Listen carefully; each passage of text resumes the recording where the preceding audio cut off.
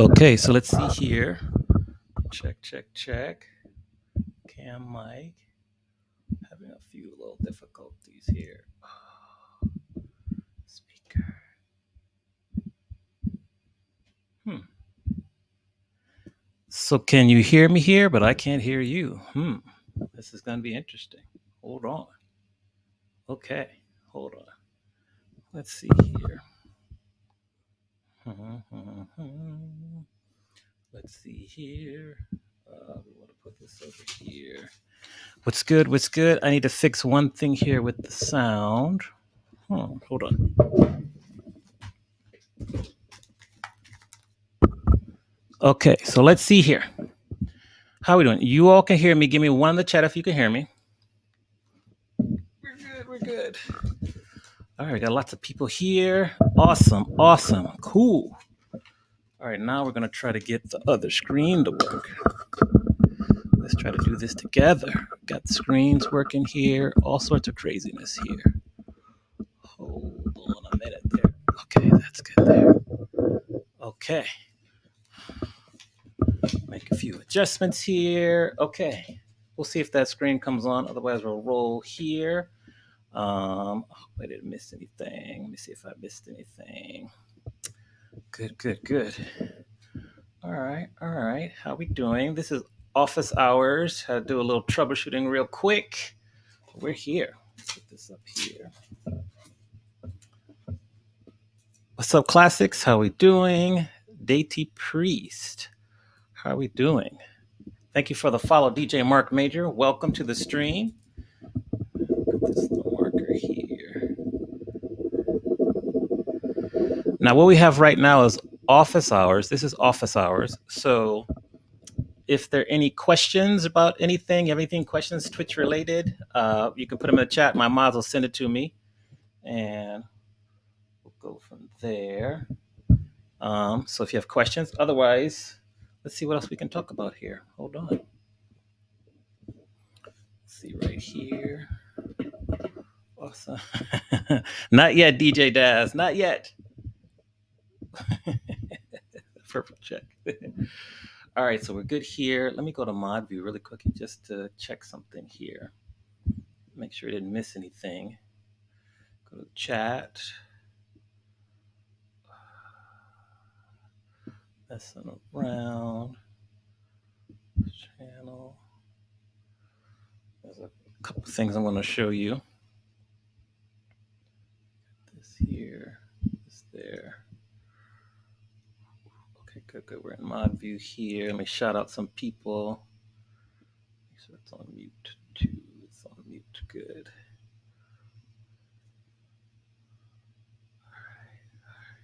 All right. Yes, Miss Vell was the person who taught me how to use this. So absolutely. So I said, like VGK girl, thank you for the sub. Happy 6-month anniversary. And Mark Major, thank you for the follow. Cool. We're good. We're good. DJ Lenny Pensil, thank you for that sub. Happy 6 months. Awesome. Awesome. All right. We're here. We're here. Getting all situated. My mic a little bit closer here. All right. Good. We're good. DJ Don Juan Life, what's good? Yeah. Okay. Yeah. Cigars and bourbon. Thank you. All right. So let me look here. And I think Lenny Pensil and I were talking about this, and I'll kind of share it with people as we get situated. But any other questions? My mods will kind of help me figure out any questions you have. Thank you for the sub, DJ Kharisma. Appreciate you. Excited to talk to you also. And Nerd Chris, thank you for gifting that sub to her. Appreciate that. All right. All right. All right. Oh, yes. Thank you. Dr. Ellen J. We're going to mention that really quickly here. Thank you for sending that list. We have a special event tomorrow where Dr. Ellen J. and Jay Trey did the brackets. We have Stevie brackets tomorrow. So part 2, and they curated the brackets. So that's 8 p.m. So he's in the chat. So I wanted to recognize him and Jay Trey. So we do brackets NCAA style, the best 16 Stevie Wonder songs, part 2. We're going to have fun with that. Thank you. Spread the word. All right. All right. So I'll show this. Let me look here. Okay, let's see here. Keep any questions we have. Get situated. I'll show this probably twice today. I'll show it for people who are here now. Let me get to the screen really quickly. I'm going to talk to you about emotes. Sometimes a lot of streamers, this is something we recently learned probably about 2 months ago, where you want to make sure you activate your bit reward streams also. And so I'm going to show you how to do that and make sure you have it. Okay, here we go. So we'll go over this now. Let me share the screen. CC, thank you for that sub. Appreciate your support. How many months has that been? I got to check that really quickly. Yeah, 8 months. Thank you. Hype train here. Hype train. We'll talk and do the hype train too. If you're new to Twitch and you're not sure about a hype train, we'll explain it to you right now. What I'm going to do here is share my screen, and we're going to go to Chrome tab, and we're going to go to Twitch. Let's see where we at right here. Okay, so you see me here. Okay, so what we're going to do now is we're going to go to the left-hand side. I'll show you this real quickly here. So viewer rewards. So we're on the left-hand side of viewer rewards. You're going to go to emotes. So we're going to go down to emotes. And you're going to see. Okay, so you see here are all my emotes right here. Oh my, Mariah, Professor Rick, Twitch Bay, Kaylani, Chuck B. That's what we have here. Now here are your bits tier. So I just want to share, like, if you have someone on your channel that has given at least 1,000 bits, you have 83 people. I have 83 people who can use the Brandy emote. You have a 5,000 bit tier. I have 16 people who can use a unicorn. You have a 10,000 bit. That means when someone contributes 10,000 bits to your channel, so 9 people can use that one. I have 2 people that have submitted or donated, given me 25,000 bits. That's the baby face emote. And then 1 person, thank you, I think I know what this is, MC, 50,000 bits, who can use the Chuck Brown. Now I have another emote here I can load in. I can load in this emote here. I have to check and see. I might have one that Ivy gave me. So 75,000 bits, which means I can load it in and I can use it, but no one else can use it until someone contributes 75,000 bits. So like you see here, they say, once we get 1 person to 75,000 bits to cheer 75,000 total bits, then I'll open up my 100,000 bit tier. So this is how, even though I'm still an affiliate, I get all these other emotes that many of our community can use. I'm going to go over this a little later, but I wanted to share that. If there are any questions, put that in the chat. So I wanted to share that. I'll stop sharing my screen. Let me recognize some people here who cheered to where we at. So level 2 of the hype train, 50%. Kharisma, thank you for cheering those bits. Denise Marie 1, thank you for the sub. Liz Gia 08, thank you for the bits. Author Javonda, thank you for those bits. Lenny Pensil, thank you for those bits. So that's just something really quickly. I just wanted to go over that. We'll keep cruising through, make sure I didn't miss anyone here. All right. Once again, if you have questions, put them in. Yes, you need that Chuck Brown emote. Yes, I recognize some people here.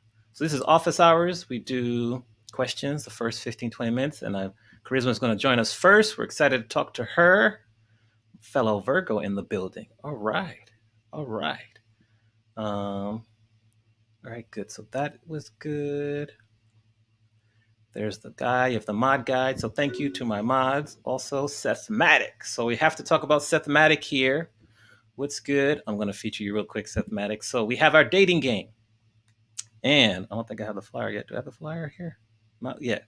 But Sethmatic will be our bachelor on our next episode of the dating game, which will be March 3rd. We had a really good time with Neil Jackson and DJ 360. They're going to come back for their recaps, and Sethmatic will be our bachelor on March 3rd. So we can welcome him. Awesome. Excited about that. If you're interested in participating in the dating game as a contestant or as a bachelor, bachelorette, the link is there. They're going to share that with you. We love our supporters. I promise to take good care of you. It'll be a fun experience. I'm sure anyone who's been through it will share that with you. I'm doing well, Diva929. How are you? Happy Monday. We're here. Yes. So thank you, Sethmatic, for that. Cool, cool, cool. Oh, Sethmatic put a five piece? Okay, okay. Sethmatic with the five. So we always ask you, Sethmatic, what side items do you want with the five piece? You can have curry, what is it? Curry rice, plantains, brownie, corn on the cob. What else do we like? Mac and cheese, collard greens. You let us know. Thank you for that gifted five pack. Where are we at? Level 4 right now, 0%. Appreciate that. We're just cruising right along. Oh, my brother is here. What's up?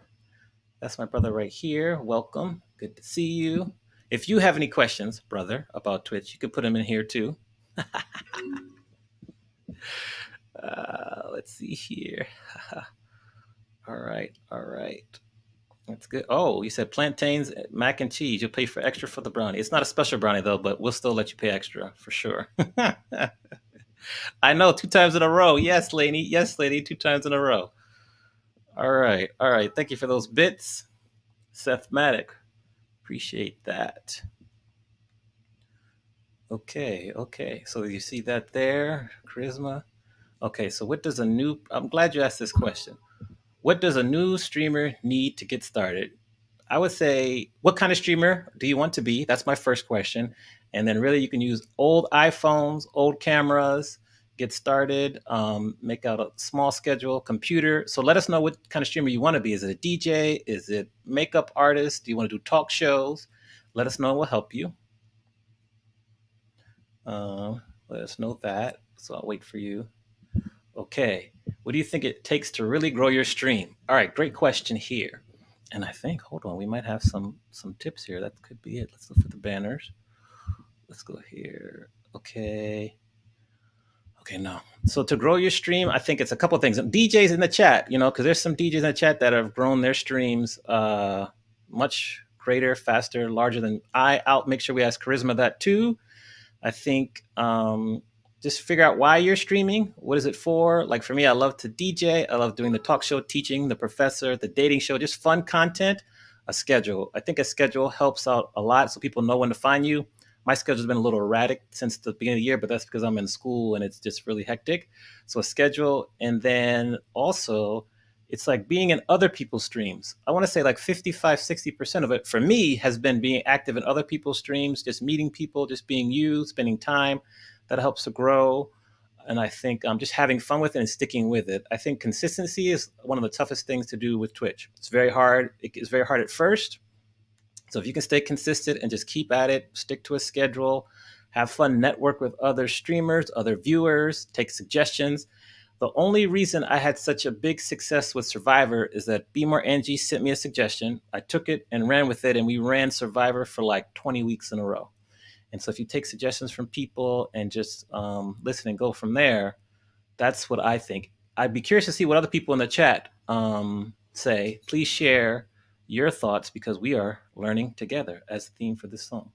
Not this song, but this chat. All right, hold on. Let me look at some other things. Let me recognize some people. I forgot we're in a hype train. Hold on. Level 4, 26%, 1 minute left. CT Essence, Connecticut Essence. Thank you for the bits. Liz Gia, thank you for those bits. Kharisma, thank you for those bits as well. I'm going to say that many times tonight just because. Okay, so let me see a couple questions here. Okay. Studio Chatter, good to see you. You have a question? Let me look here and see. DJ LVS, good to see you. Thank you for those bits. All right, so Studio Chatter, let me find your question. Good evening. Great to see you. So you said, can you explain what the tip is seen now in putting comments in the chat when addressing a user to find the most recent comment by that person? So what I'm noticing on Twitch is that they rolled out another way to communicate, reply, and reply to certain messages. So I'm going to wait a week or so to kind of research it and look into it more. But there's different things you can do to kind of not lose track of the chat that they've implemented. So I'm going to look into that and see what that means. I believe that's what you're speaking about. And I noticed that, but I want to do a little more research before I speak on it because I'm not quite sure. But if someone in the chat knows, please share. And Date Priest, let me make sure I don't lose your response in terms of what kind of streamer you are. What's up, DJ Mike Drop? Coaching, sort of a talk show like this. Just like a computer, a headset, maybe, or headphones, definitely. So no, there's no echo. If you have a Mac, like the cameras on the Mac are really good, so you can just set it up, sign up, and go. Really, like that's it. If you're doing a talk show and you have not a lot of like extra things like the music or whatever, you can start with your computer, your camera, and then from there you can grow. Like I'm looking right now at a Sony A6000 camera, but I could also do this show from my laptop. I have a good camera, the Mac, and really it's just open your channel, start to stream, but also spend time in other people's streams, and do that. I think it's welcome. Come back to this and let us know when you're streaming so we can all follow and support you. But it's best just to kind of get started and then figure it out from there. And then from there, we'll help you. And you have a community already. So yeah, like Marty Adams says, be active. Good to see you, Marty. Be active in other chats is a good one there. Grow your stream consistently. Consistency is great. Yeah, that's tough. All right, so let's see here. Roses, hello. Welcome to Twitch U.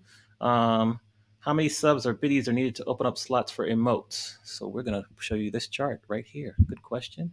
Let me scroll up here to our little chart. And also in that guide, make sure you download the guide. That'll show you the bigger chart. But for now, I'm going to pull this up here, emote slots 1. So this first one here will show us when you're affiliate, you get 5 emote slots once you get 50 subscriber points. And that's when you're affiliate. And then you also get one emote slot for tier 2 and tier 3.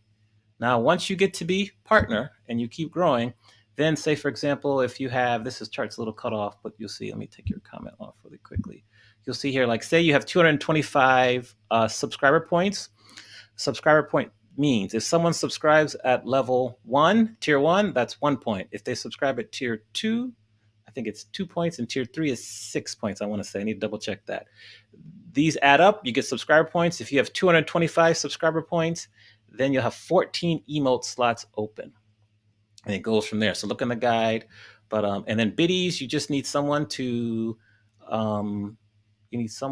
cheer with you 1,000 biddies, and then it will open up the 1,000 and the 5,000 category, and then it grows from there.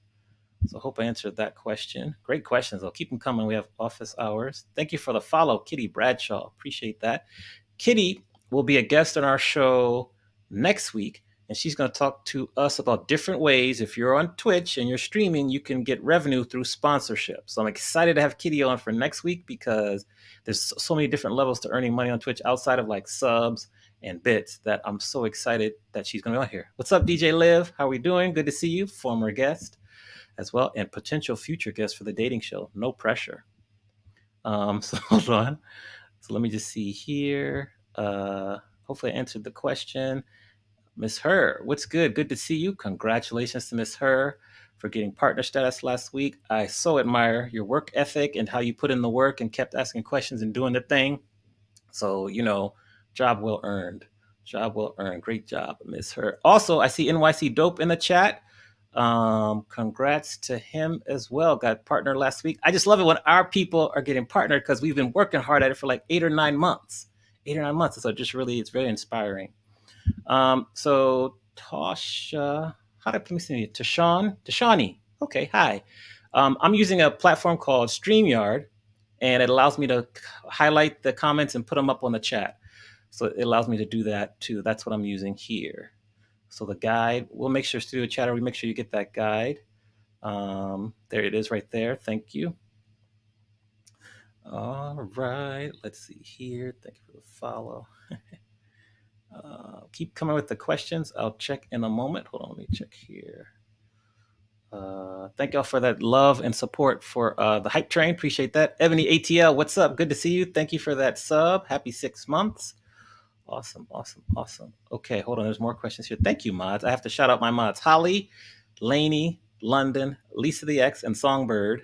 Songbird, it's like my backup for the dating game, but don't tell anyone that. So thank you for that. All right, so it says, do you know why my 30-day stats, this is John Parker, my 30-day stats shows I've done 6 streams in 30 days on the chart view, but only 5 of those are counting towards affiliate. Oh.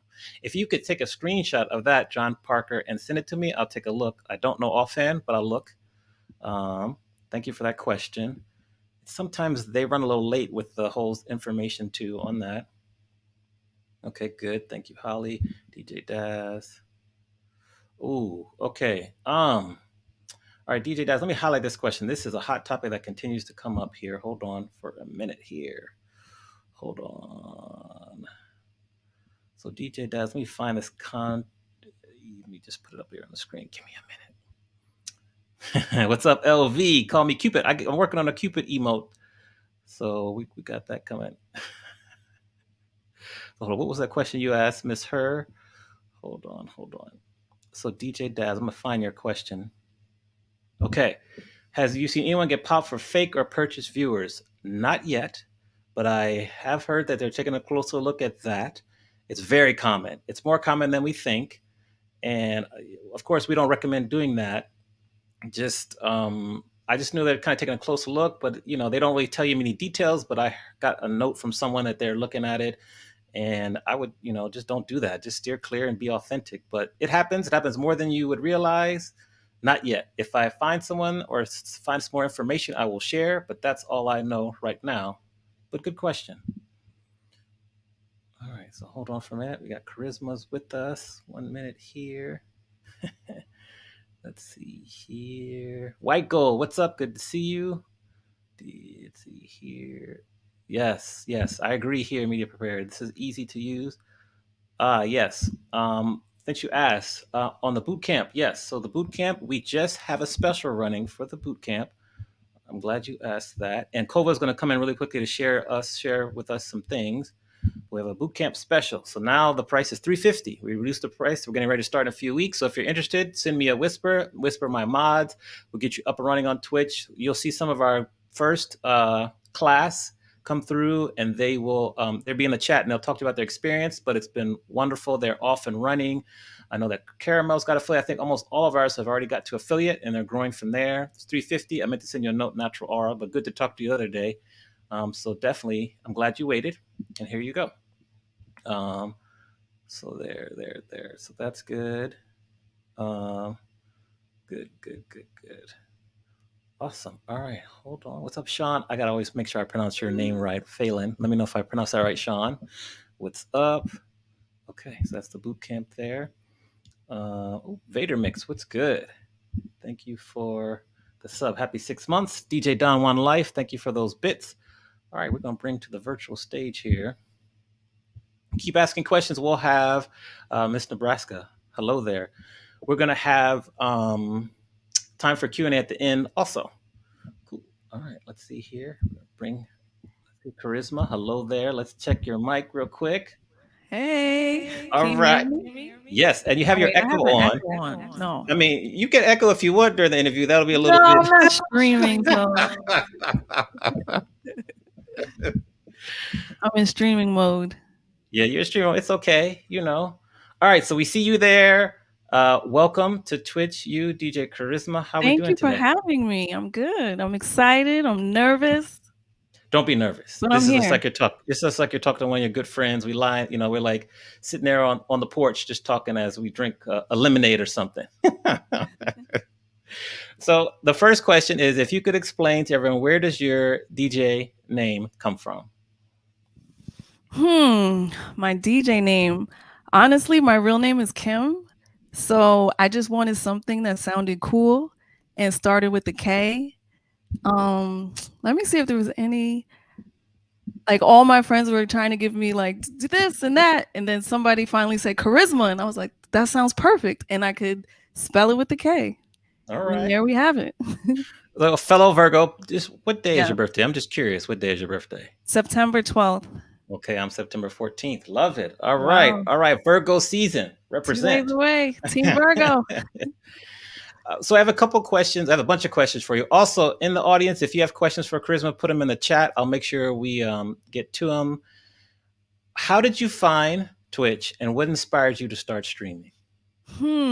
So a couple of things. So one, I was obviously like everybody else, started streaming on Instagram, and we started getting cut off. It got annoying.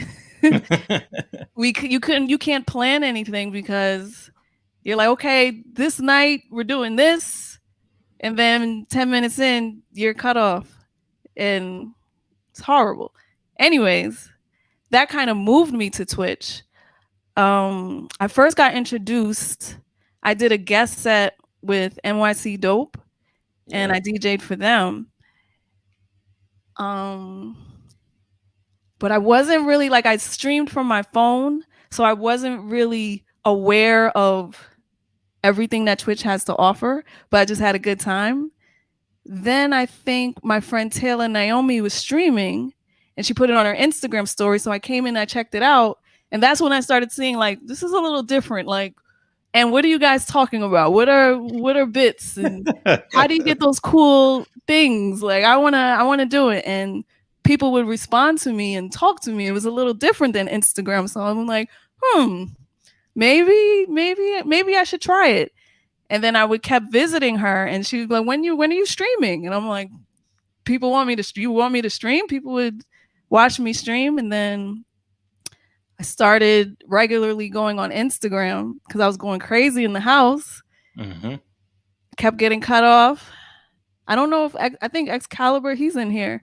He Yeah. was he was one of the people on my Instagram, and I'm like, okay, we're going to Twitch. Will anybody come with me if I switch to Twitch? Is anybody gonna be over there? Because I have no followers on Twitch. Right. And then I think Thanksgiving, I like switched over. Never looked Thanksgiving. back. Never looked back since. Okay, so a couple follow-up questions. We had a question from the audience here. Well, first of all, where were you DJing before quarantine? You've been DJing, since you were 12 years old, if I recall correctly, right? No. Well, No? whoa. Okay. Okay. I knew how to DJ since I was 12, I Right. guess. No, I did. When I was a kid, my brother had turntables and records, and we would DJ, not like I was out carrying crates and DJing. But Right. I knew like a mixer, turntable, how to play. I knew how to play a record. And then I think um maybe 2009 had an office job. I was going crazy, and one of my friends that's a DJ said like, "Why don't you try DJing?" Like, and I was like, not such a bad idea." Right. So I went out, bought like CDJs and something on my credit card, and I want to be a DJ. Then 2 kids later, I was like, okay, never mind. I'm retiring before I start. Then I needed a second job, and I was like, maybe I should be a DJ. Hmm. Um, so I guess I knew how to DJ the whole time, but seriously DJing maybe like the last eight years. Okay. 8 years. Where do you DJ? But where were you DJing before quarantine? I did like a lot of corporate events around New York City, private events, lounges, like a little of everything, but mostly Mhm. like corporate events. Okay.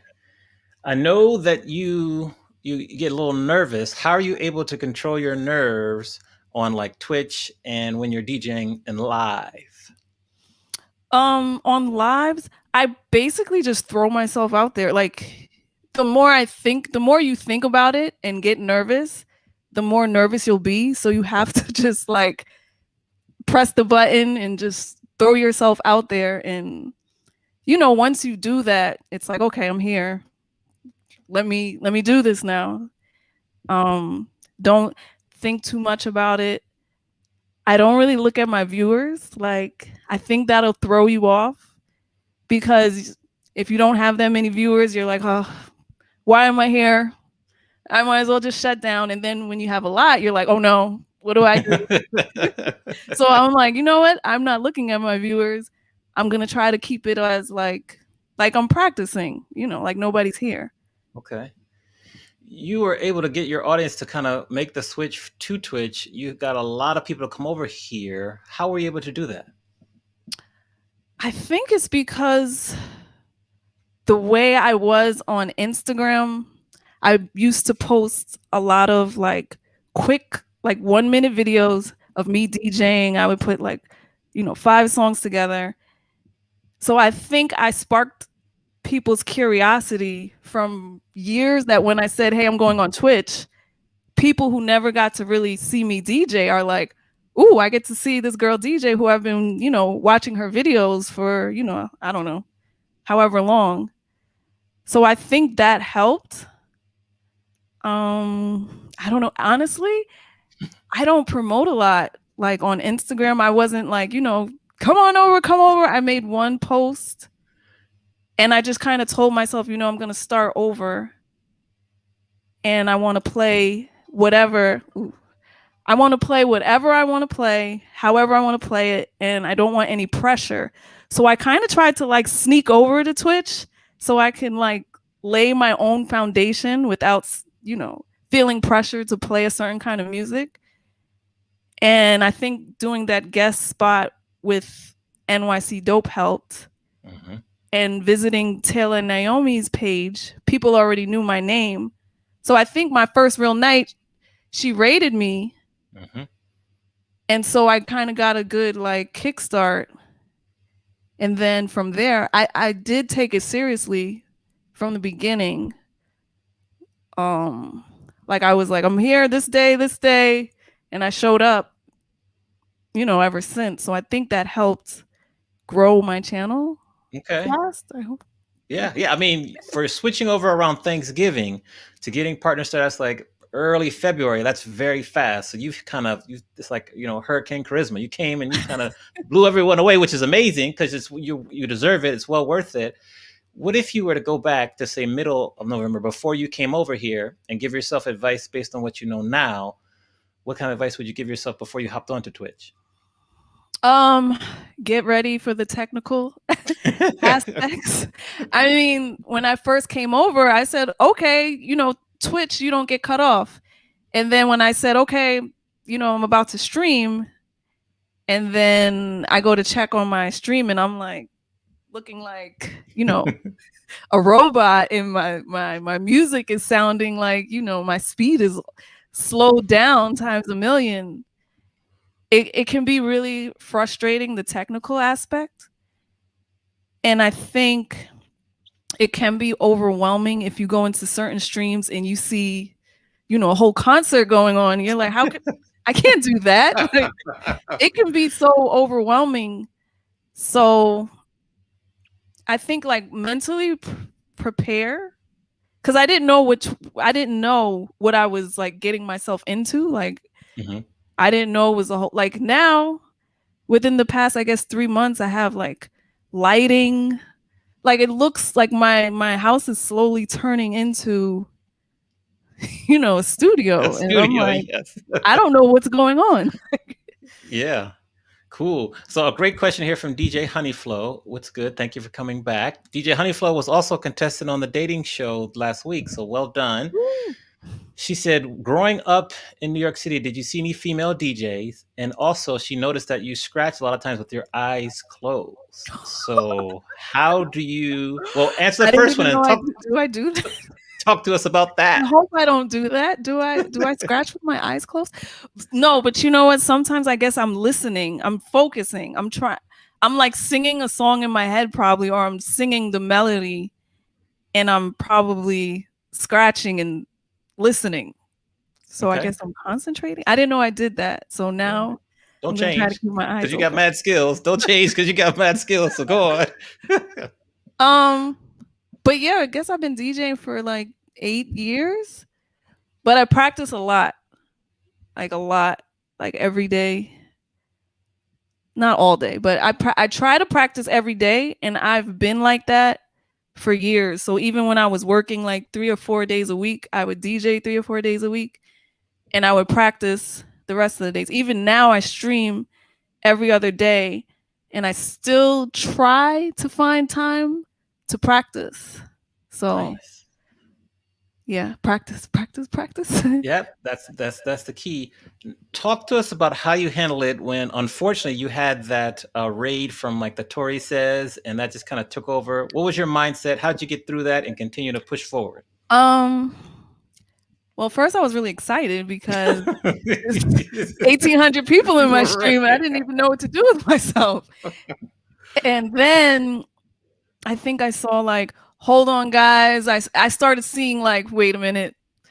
I felt it felt weird because I didn't know what was going on. So I'm like, and I'm on camera. So I'm like, well, how do I react? And I'm reading and I'm not good at hiding like my facial expressions. So I'm like, huh? Am I felt like I was getting mixed signals because they were subscribing, they were giving bits. And I'm like, no, this is good. And then I see like message deleted, message deleted. Yeah. And then I saw it going from, but I am like super thankful for my mods. Shout out to NYC Dope and Outlaw and T Crizzy because I can only imagine what they were going through with 1,700 people. Yeah. And then I think after the fact, so I wasn't sure what was going on. So during the stream, I knew something was up, but I didn't know what was going on. So I wasn't upset. And then after, I think I'm still confused. Like I'm still like, what? It happened so fast, and Right. your adrenaline. It's almost like you feels like you won the lottery or something. Like you just see the chat like go totally crazy. Mm-hmm.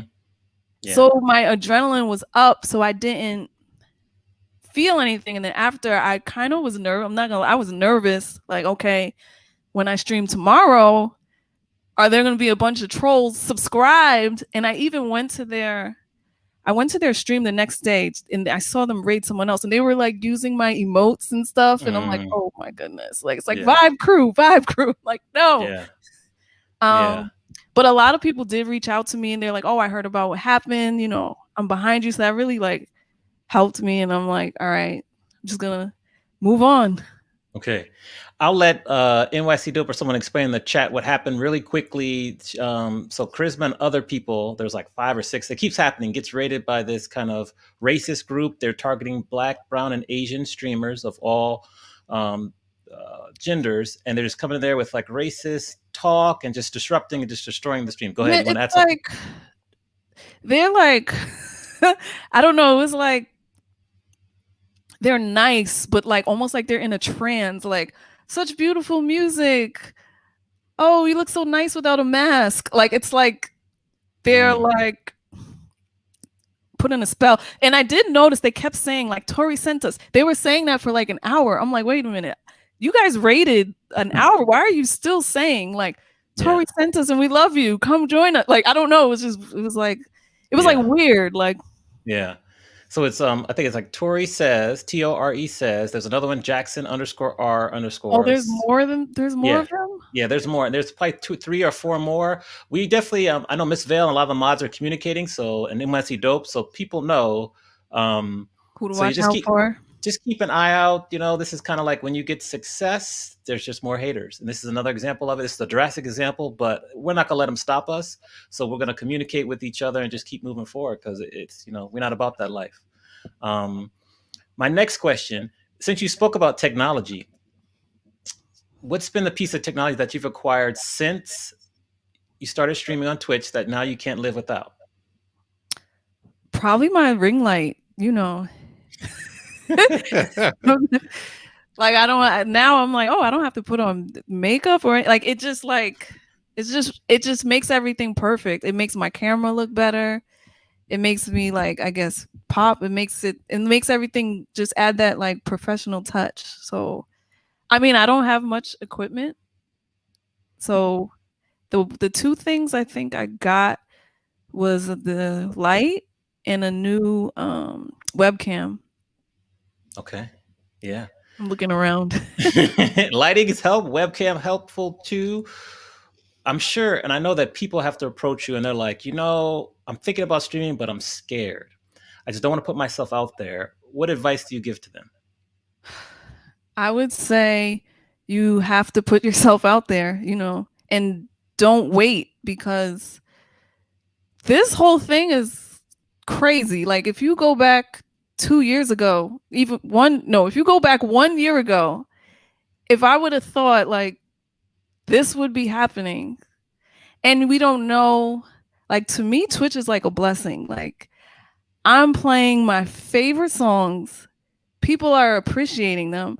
I don't know how long this is going to last. So I feel like if you want to join you better join now and just get over the fear. And it doesn't matter either. Like it's fun. Like just do it. Like Just it's fun. It's fun to stream, and if you're doing it, I guess for the right reasons, like if you're doing it because you have a passion, you know, because you love music, then this is like where you belong.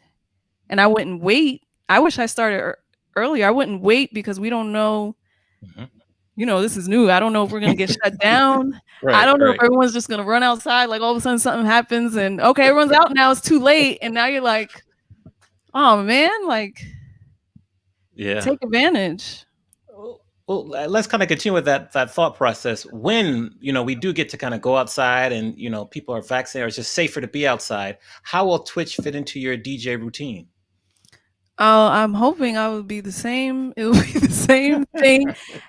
Twitch has spoiled me.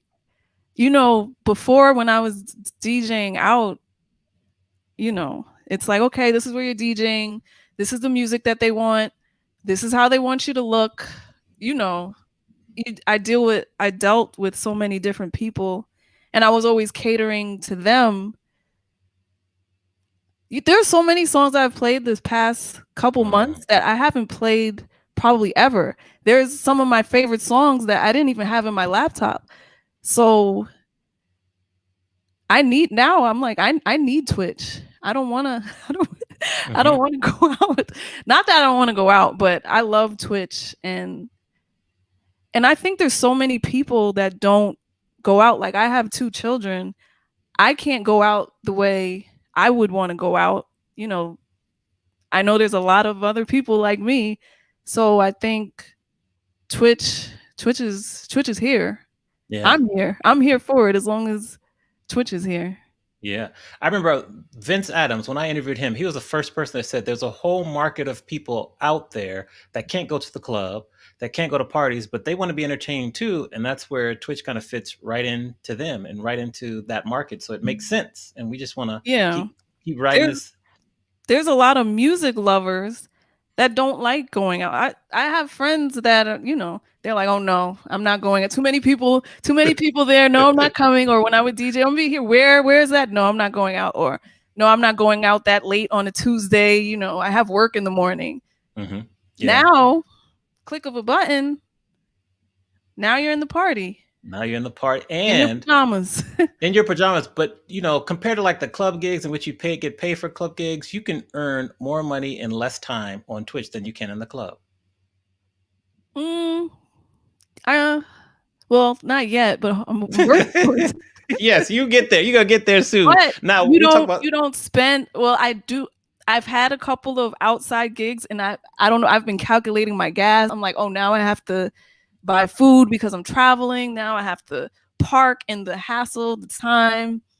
Yeah. yeah, yeah. You save a Now lot by staying you home. do. Now we're not talking about the corporate gigs. The corporate gigs are a little bit different and a little nicer. But for the club ones, yeah. What's next for you in terms of your Twitch channel? What do you want it to see grow? Talk to us about that. Um, hmm. I have so many ideas that I haven't even fully developed yet because Twitch, it's like your own little playground. You create whatever you want. Like there's no limits. But I'm still doing my regular schedule, but I haven't really introduced. I want to have like themed nights of like girls' night on Thursday, and I have like a whole theme of, girls' night or, hip 90s, R&B. I want to have like a theme night and I really want to, build the vibe, hmm so we can all really have a good time even though you're home, everyone's home. You still have that energy, and those good vibes. Absolutely. If you had to pick one genre of music to just, you could only play one genre of music, what would you pick, and why? Why would you ask me this? No, I'm joking. It's funny though that you ask me that because I actually had to ask myself that because I said, what can I play that I won't get sick of? What can I constantly play that I won't get tired of? so that when I stream, I'm not like, okay, I don't want to hear this anymore. I would say I would say R&B because I think I can listen to it anytime. Other some other music I have to be in the mood to hear it. But R&B is something I can hear all the time. Okay. Don't make me pick a decade. Oh, well, I wasn't gonna make you pick a decade, but we have this stream every month. We talk about R&B groups, and I'm writing a book on why there are no longer any black R&B groups in the Billboard Top 20 since 2004. Since you mentioned R&B, what are your thoughts on the direction of R&B? Why there are no more black groups? What do you think about that? Um, I have no idea why there are no groups, but I know that it's hard being in a group and you always hear like so and so broke up and this one went solo. Probably it would have to do with money and work ethic, and maybe somebody saying, Yeah. I'm the lead singer. You don't do anything. Why are you getting? I would think it's money. Um, and maybe now it's about money, and since it's about money and not the love of music, you Mm-hmm. know, when you're able to make a lot of money, sometimes it can throw off, you know, your mindset. Yes, it can. You tell us, where did the nickname Motor Hands come from? Oh my goodness. Where did you even get that from? I mean, we have a good research department. I take pride in our research department.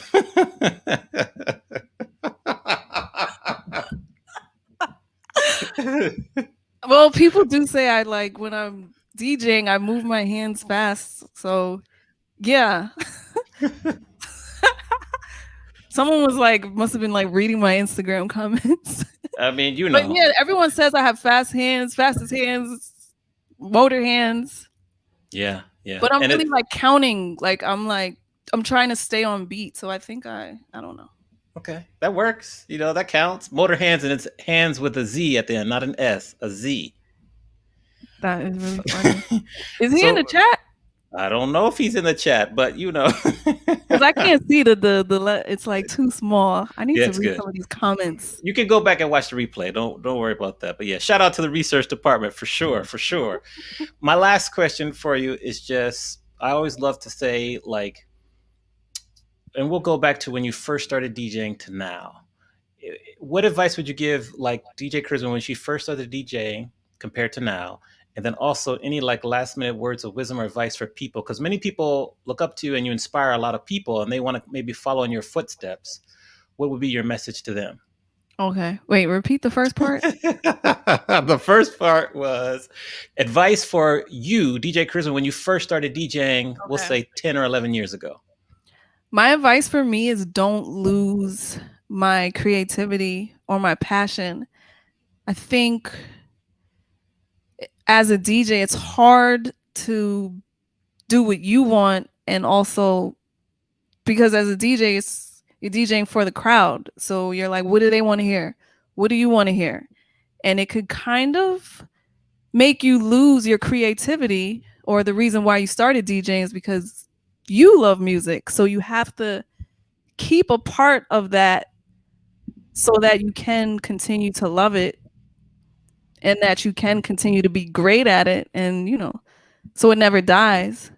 That's why the name of my show is Save the Vibe, like save that passion, that love. Oh, that's like right behind me. Like that love that love for music. Like don't forget why no matter like, oh, this person wants you to do this and play this and oh, can we hear this? Like it can be so much that you can lose, yourself and, um that would be my advice to me. Okay. And second part, what? Like people who are looking up to you, you inspire them, they want to follow in your footsteps. What kind of last message do you have for them to kind of continue to inspire them? I would just say like just show up is would be the first step because I just showed up and then ideas came to me after I showed up where I'm like, "Oh, maybe I should do this," or like you have to don't wait for yourself. Don't wait and say, "Okay, I'm not ready," or "I have to buy all this stuff first," or "My setup doesn't look like yours." Like none of that matters. Like Doesn't matter what you, as long as you have some decent, the audio quality, as long as you have that, show up so that you can start building yourself up, so that you can start being your greatest self, and practice a lot and trust yourself. Like, trust the music that you love. Don't like second guess it. Like, I don't know if they want to hear this, or I don't know if I should do this. Like, go with your instincts. Yes. Yes, indeed. Preaching to the choir on a Monday. Tell us what's your schedule for the week? When are you streaming next? Tomorrow I'll be on at 12 p.m. Eastern, and I'm on Tuesdays and Thursdays, 12 Eastern to 2 Eastern. Save the vibe. And then Sundays is Smooth Sundays. I play like all oldies, R&B, soul classics at 10 a.m. Eastern. And Saturday, actually, I'm gonna be on with starting from scratch for his like Okay. 90s hip hop and R&B. Get on up. So All right. That's I'm a perfect dressing up segue. and I'm going crazy. That's a perfect segue. I love it. That's good. Collaborations of truth. I love it. Yeah, I'm Well, excited.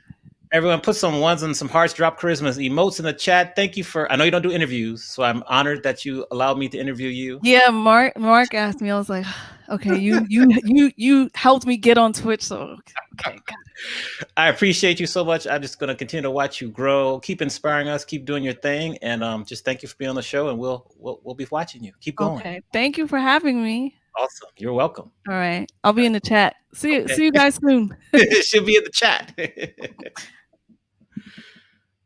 All right, all right. Dope right there. Thank you very much. Shout out to NYC Dope for connecting us. I appreciate you, sir, and that connection was amazing. Great interview. Let me shout out some people who just joined us. Hold on for one moment here. Um, date Datey Priest, thank you for the sub. Thank you for subbing. And Voom Voom Cheese. That's a funny name. Thank you for the follow. Love it. Love it. All right, so I'm looking here. Let's see. Yep, you're back in the chat already that fast. So I think we were supposed to have a quick little segment from Kova, but he'll come on after. We're going to get to our next guest here because another dope DJ, amazing human being. Let's get him to the stage really quickly. Starting from scratch. Hey. What's good? Welcome to Twitch U. Yes, thank you, Professor. I'm back in detention where it all started. Yes, you're back in it started with me getting in detention, and now I'm here again after all these years. How beautiful is that? Yes, it'll be a nice detention though. Don't stress. Don't stress. I don't. I try not to stress anymore, but you know how That's it goes. good. Yes. For people who are just meeting you for the first time, maybe tell them who is starting from scratch. I'm just simple guy. By all means, I've been doing this DJ thing for like probably 31 years now. It is my heart, soul, my passion, my family, and my work. That's pretty much it. That's all that drives me. That's all I do 24 hours a day. I'm on daddy duty all day. And then at nighttime I turn into this guy. So, yeah, I don't know. I'm terrible at explaining myself, and I hate to give myself accolades. So all that stuff. So yeah, I'm just really, I'm your ultimate music nerd, and I'm a daddy nerd. So that's those two things right there puts me as this one person that sits in front of you right now. I know it's important for you to give other people their flowers while they're still here. So we're going to spend a little time giving you some flowers while you're here with us. Your DJ name, you first started off Mark G, but then you just starting from scratch. What was that transformation like? Thank God I did that, first of all. If you go back to that time, I heard you asking Kharisma, what advice would you give? Don't use your first name. Yeah, it was just, you know how it is. Like, who would think, 31 years later, who's going to think that you are going to be doing this 31 years later? This is going to be your life. This is going to be everything I have now. I attribute to me from when I was a kid. And it's all come from everything I have now has come from music. Even my wife, like everything I have has come from music. So yeah, back then it was just innocence in its purest form. I just fell in love with the concept of DJing before I even knew what it was, just by visuals and actually by audio first.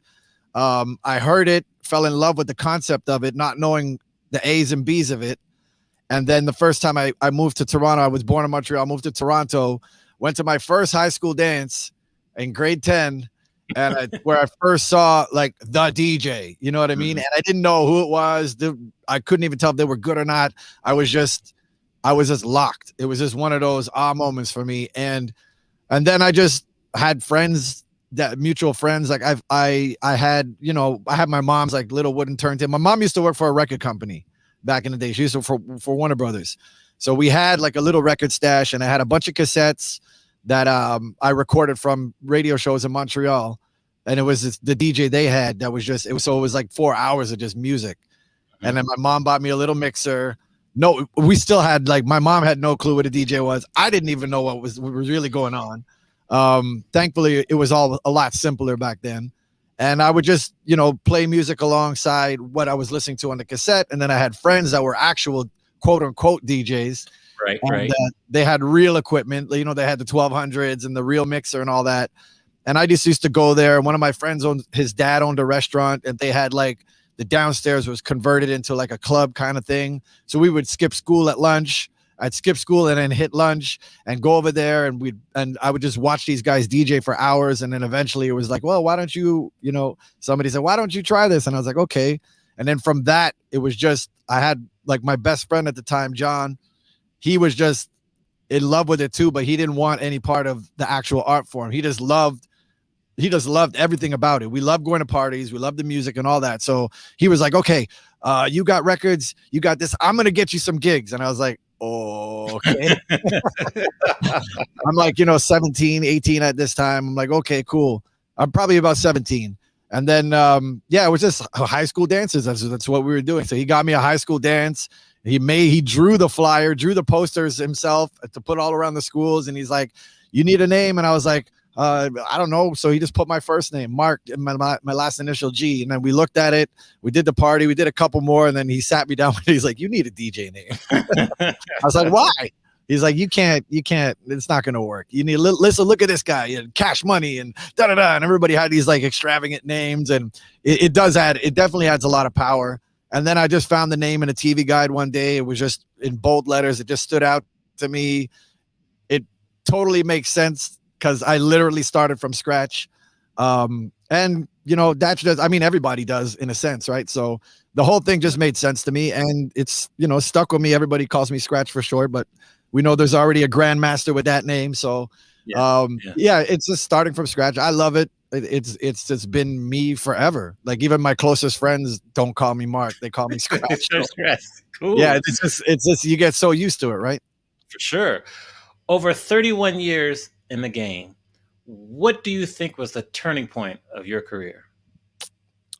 It still turns. That's no lie. Like, every time, I mean, I'm never a fan of like getting too comfortable. So anytime something comes along, it definitely turns. Like, you know, it was vinyl for years, and then the CD phase came in, and then the digital phase came in, and now Twitch came in. So it's like, it's a never ending cycle.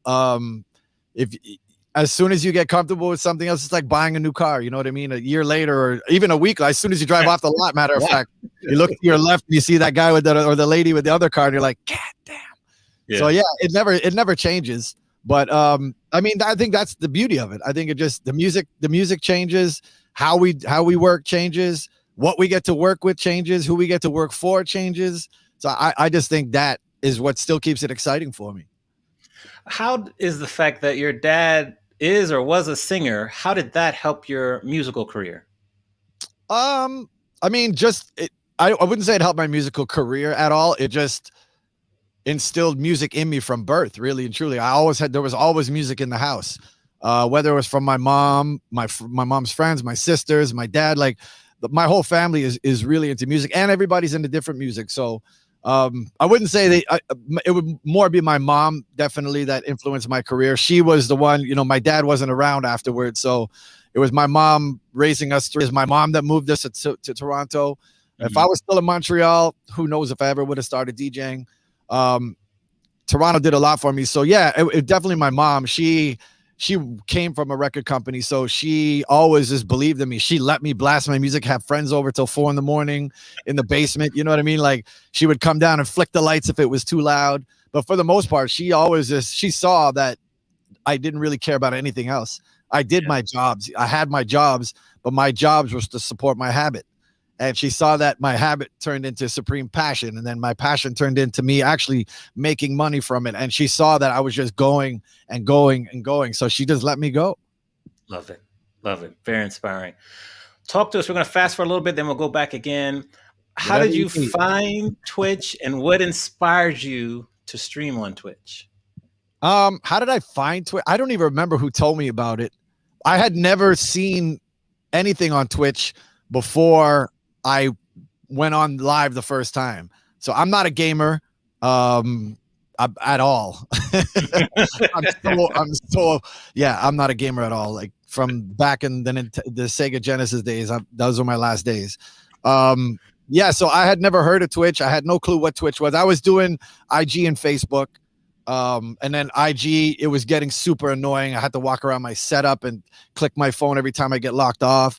And then I don't even remember who told me about Twitch, to be honest, but someone told me about Twitch and I was like, okay, cool. Let me try it. So I tried it the first week and I noticed that like it was a gravitational pull. Like I saw the people leaving IG because they were tired of the knockdowns too. And I saw them leave and instantly went to Twitch and I was like, okay, there's something here. And I did it for maybe 1 or 2 more weeks with both of them. And then I was like, I'm just tired of this IG thing. And I just left it and went full on Twitch. And ever since then, it's just been magical. Yeah. You have such a strong base, and they moved over with you from IG and Facebook to Twitch. How did you do that? And what advice would you give for some of us who are still trying to get our people to make that move? I mean, advice wise is stick with it. I don't like I was recording my radio show before this, so I'm not sure if I'm repeating what everybody else said. But yeah, it's just honestly, like consistency is everything. So it's like people need to know when to find you, and they feel that you need to get them in that comfort zone. That's a huge thing. Trust and comfort for any DJ. I know it sounds simple enough, but a lot of people don't realize how, like, for me to be able to sustain for 31 years, that's trust. People trust me for music. You know what I mean? People are comfortable with me enough that they know I'll play eventually what they like. So I just approach it in the same way. I've always approached kind of every new venture I do with the same kind of template and the same formula, and it just keeps working. So I just stuck with it, just did what I did. I mean, which is super important, is just continue to be you. I wasn't trying to be, puffy all up in the camera and all that stuff. That's not even my style. So I just really did what was working for me, and I just stuck with it and just wrote it. I mean, I literally, as funny as it sounds, again, started from scratch when Twitch came out, but you're going from zero, and we just hit 15,000 followers on the weekend, and that's all been like just grassroots, just building every week. Like, just keep doing your shows, keep playing your music, keep doing your shows. Nothing's gonna happen instantly. You know what I mean? There's only certain people, like a Jazzy Jeff or someone, that can just come and pop and they get like thousands of people. You know what I mean? It doesn't really matter who you, and I don't think people realize that either. Like, it doesn't matter who you are. When you come to this platform, you have to prove yourself. You know what I mean? Like, I've seen it. I've seen these so-called big DJs, you know what I mean, who are supposed to have hundreds of thousands of followers and so forth, and they get on here and they're struggling. You know what I mean? And there's a few factors that could contribute to that. And there's also been beautiful stories of people that were maybe locally known and have blown up, which is another beautiful thing, because yes, I had a name in Canada, but now I've grown that to international. You know what I mean? Like, and I think it's a great thing that people can tune in at any time and see either pinpoint who they want to pick, or just absolutely discover new talent on a daily, which I think is incredible. I do it after every show I do because I'm so wired. It takes me like 2-3 hours to wind down. I'm Twitch surfing for like 3 hours. I'll pop into everybody's chats that I know, and then I'll look down the side, who's watching who. I'm like, oh, I never heard of this person. Click. You know what I mean? If I like them, I hang around. If I don't, I don't. And I think that's what Twitch is. Twitch is so community based, and we pass people around to each other, and all that helps you grow. Like, I try to go in as many chat rooms as I can with people I know and just shout them out, let them know I'm there, let them know I appreciate it, throw them some subs. They'll come back in your room, do the same thing. You're like, it's a really give and take platform, and I think it's needed. You know what I mean? We've been so disconnected from that aspect for so long, where everybody's just been traveling on a one. I'm traveling here, you're traveling there. If you don't see me in this club, you're not going to hear me play tonight. So I'll see you over here. Oh, you were sick, you couldn't see me. Okay, now you got to wait 7 months until I get back to Atlanta. You know what I mean? But now it's like, okay, Tuesday, Friday, Saturday, I could tune in and see, starting from scratch whenever I want to. You know what I mean? So my job is make sure that every time you come into this channel, you enjoy yourself. That's my goal. You know what I mean? I'm not setting out to do stuff that is not like me at all. I'm probably answering a whole bunch of your questions. It's good. It's good. Keep going. I'm a chatter by nature. But it's funny though, like people will come in and be like, this guy's wearing costumes and he's so hyper, and he's the only thing that's been different with me from what I've been doing for years is this. Yeah. I never did this before. You know what I mean? But it has gotten me like, it's retrained me. It's rejuvenated me. And I've heard it like tons of DJs say that, where it's like Twitch has given me new life, which is a beautiful thing. But it really has. I mean, musically, I've always done my own parties where I could kind of pick to where I want to go. You know, if I feel like playing house, okay, let me create a house party. You know what I mean? I feel like playing reggae, let me create a reggae party, which is what I've done my whole career. And anybody that's come to my old school parties here knows I've always been in costume. I always dress up. I always do that stuff. So now to be able to do it to people that have never seen that before, you know what I mean? Yeah. I think it's a great thing. And I just think, you know, now is the ultimate time for any DJ out there to flex. I've said this phrase, flex your musical muscles, spread your musical wings, because now is the time. If I come on your channel, if I go on your channel, if I go on your channel on Friday and I watch you, and I come back on your on your channel on Saturday, and you're doing the same kind of stuff, odds are I'm probably not going to return for a while, because I know that next time I come back, you're probably doing the same thing again. But if I tune in one night, you're playing R&B, and then the next night you're playing, you know, house or something, I'll be like, oh, wow, okay, cool. This person knows their music, which is how I initially discovered Kharisma. So yeah, it's just been, I'm a musical variety person. I always have been by nature. And now for me to be able to do this without care, you know what I mean? When I say without care, you don't have the dance floor pressure. There's no hands pressure anymore. You get the chat when you play certain songs, you'll see the chat start to fluctuate a little more. But for the most part, you don't have dance floor pressure. So there's no excuse. Play your music. Yeah. You know what I mean? Yeah. Play whatever you want to play. If they like it, Twitch is just like any other station, any other platform, anything. It's channel flipping. It's a channel flipping platform, right? So to be and I think that's what's really, really, really been the special thing to me, is that maintaining that base of, you know, if you can go on, whether it's 5 people, whether it's 500, whether it's 5,000, if you could go on for, you know, my shows are pretty marathon-y. So if you could go on for like 5, 6, 7 hours and maintain your base, that is humongous. No matter how many followers you have, you know what I mean? If you have 5 people, but you keep those 5 people for that whole time, even if they fluctuate, even if they rotate, but if you're keeping a steady base, that means you're doing your job, in my opinion. And from that 5 will grow. And I see it every single show I do, is like, you see a brand new name, always shout them out. And I'll see when they come back next time, shout them out again. They'll tell their friends, and it's that old commercial, and so on and so on and so on.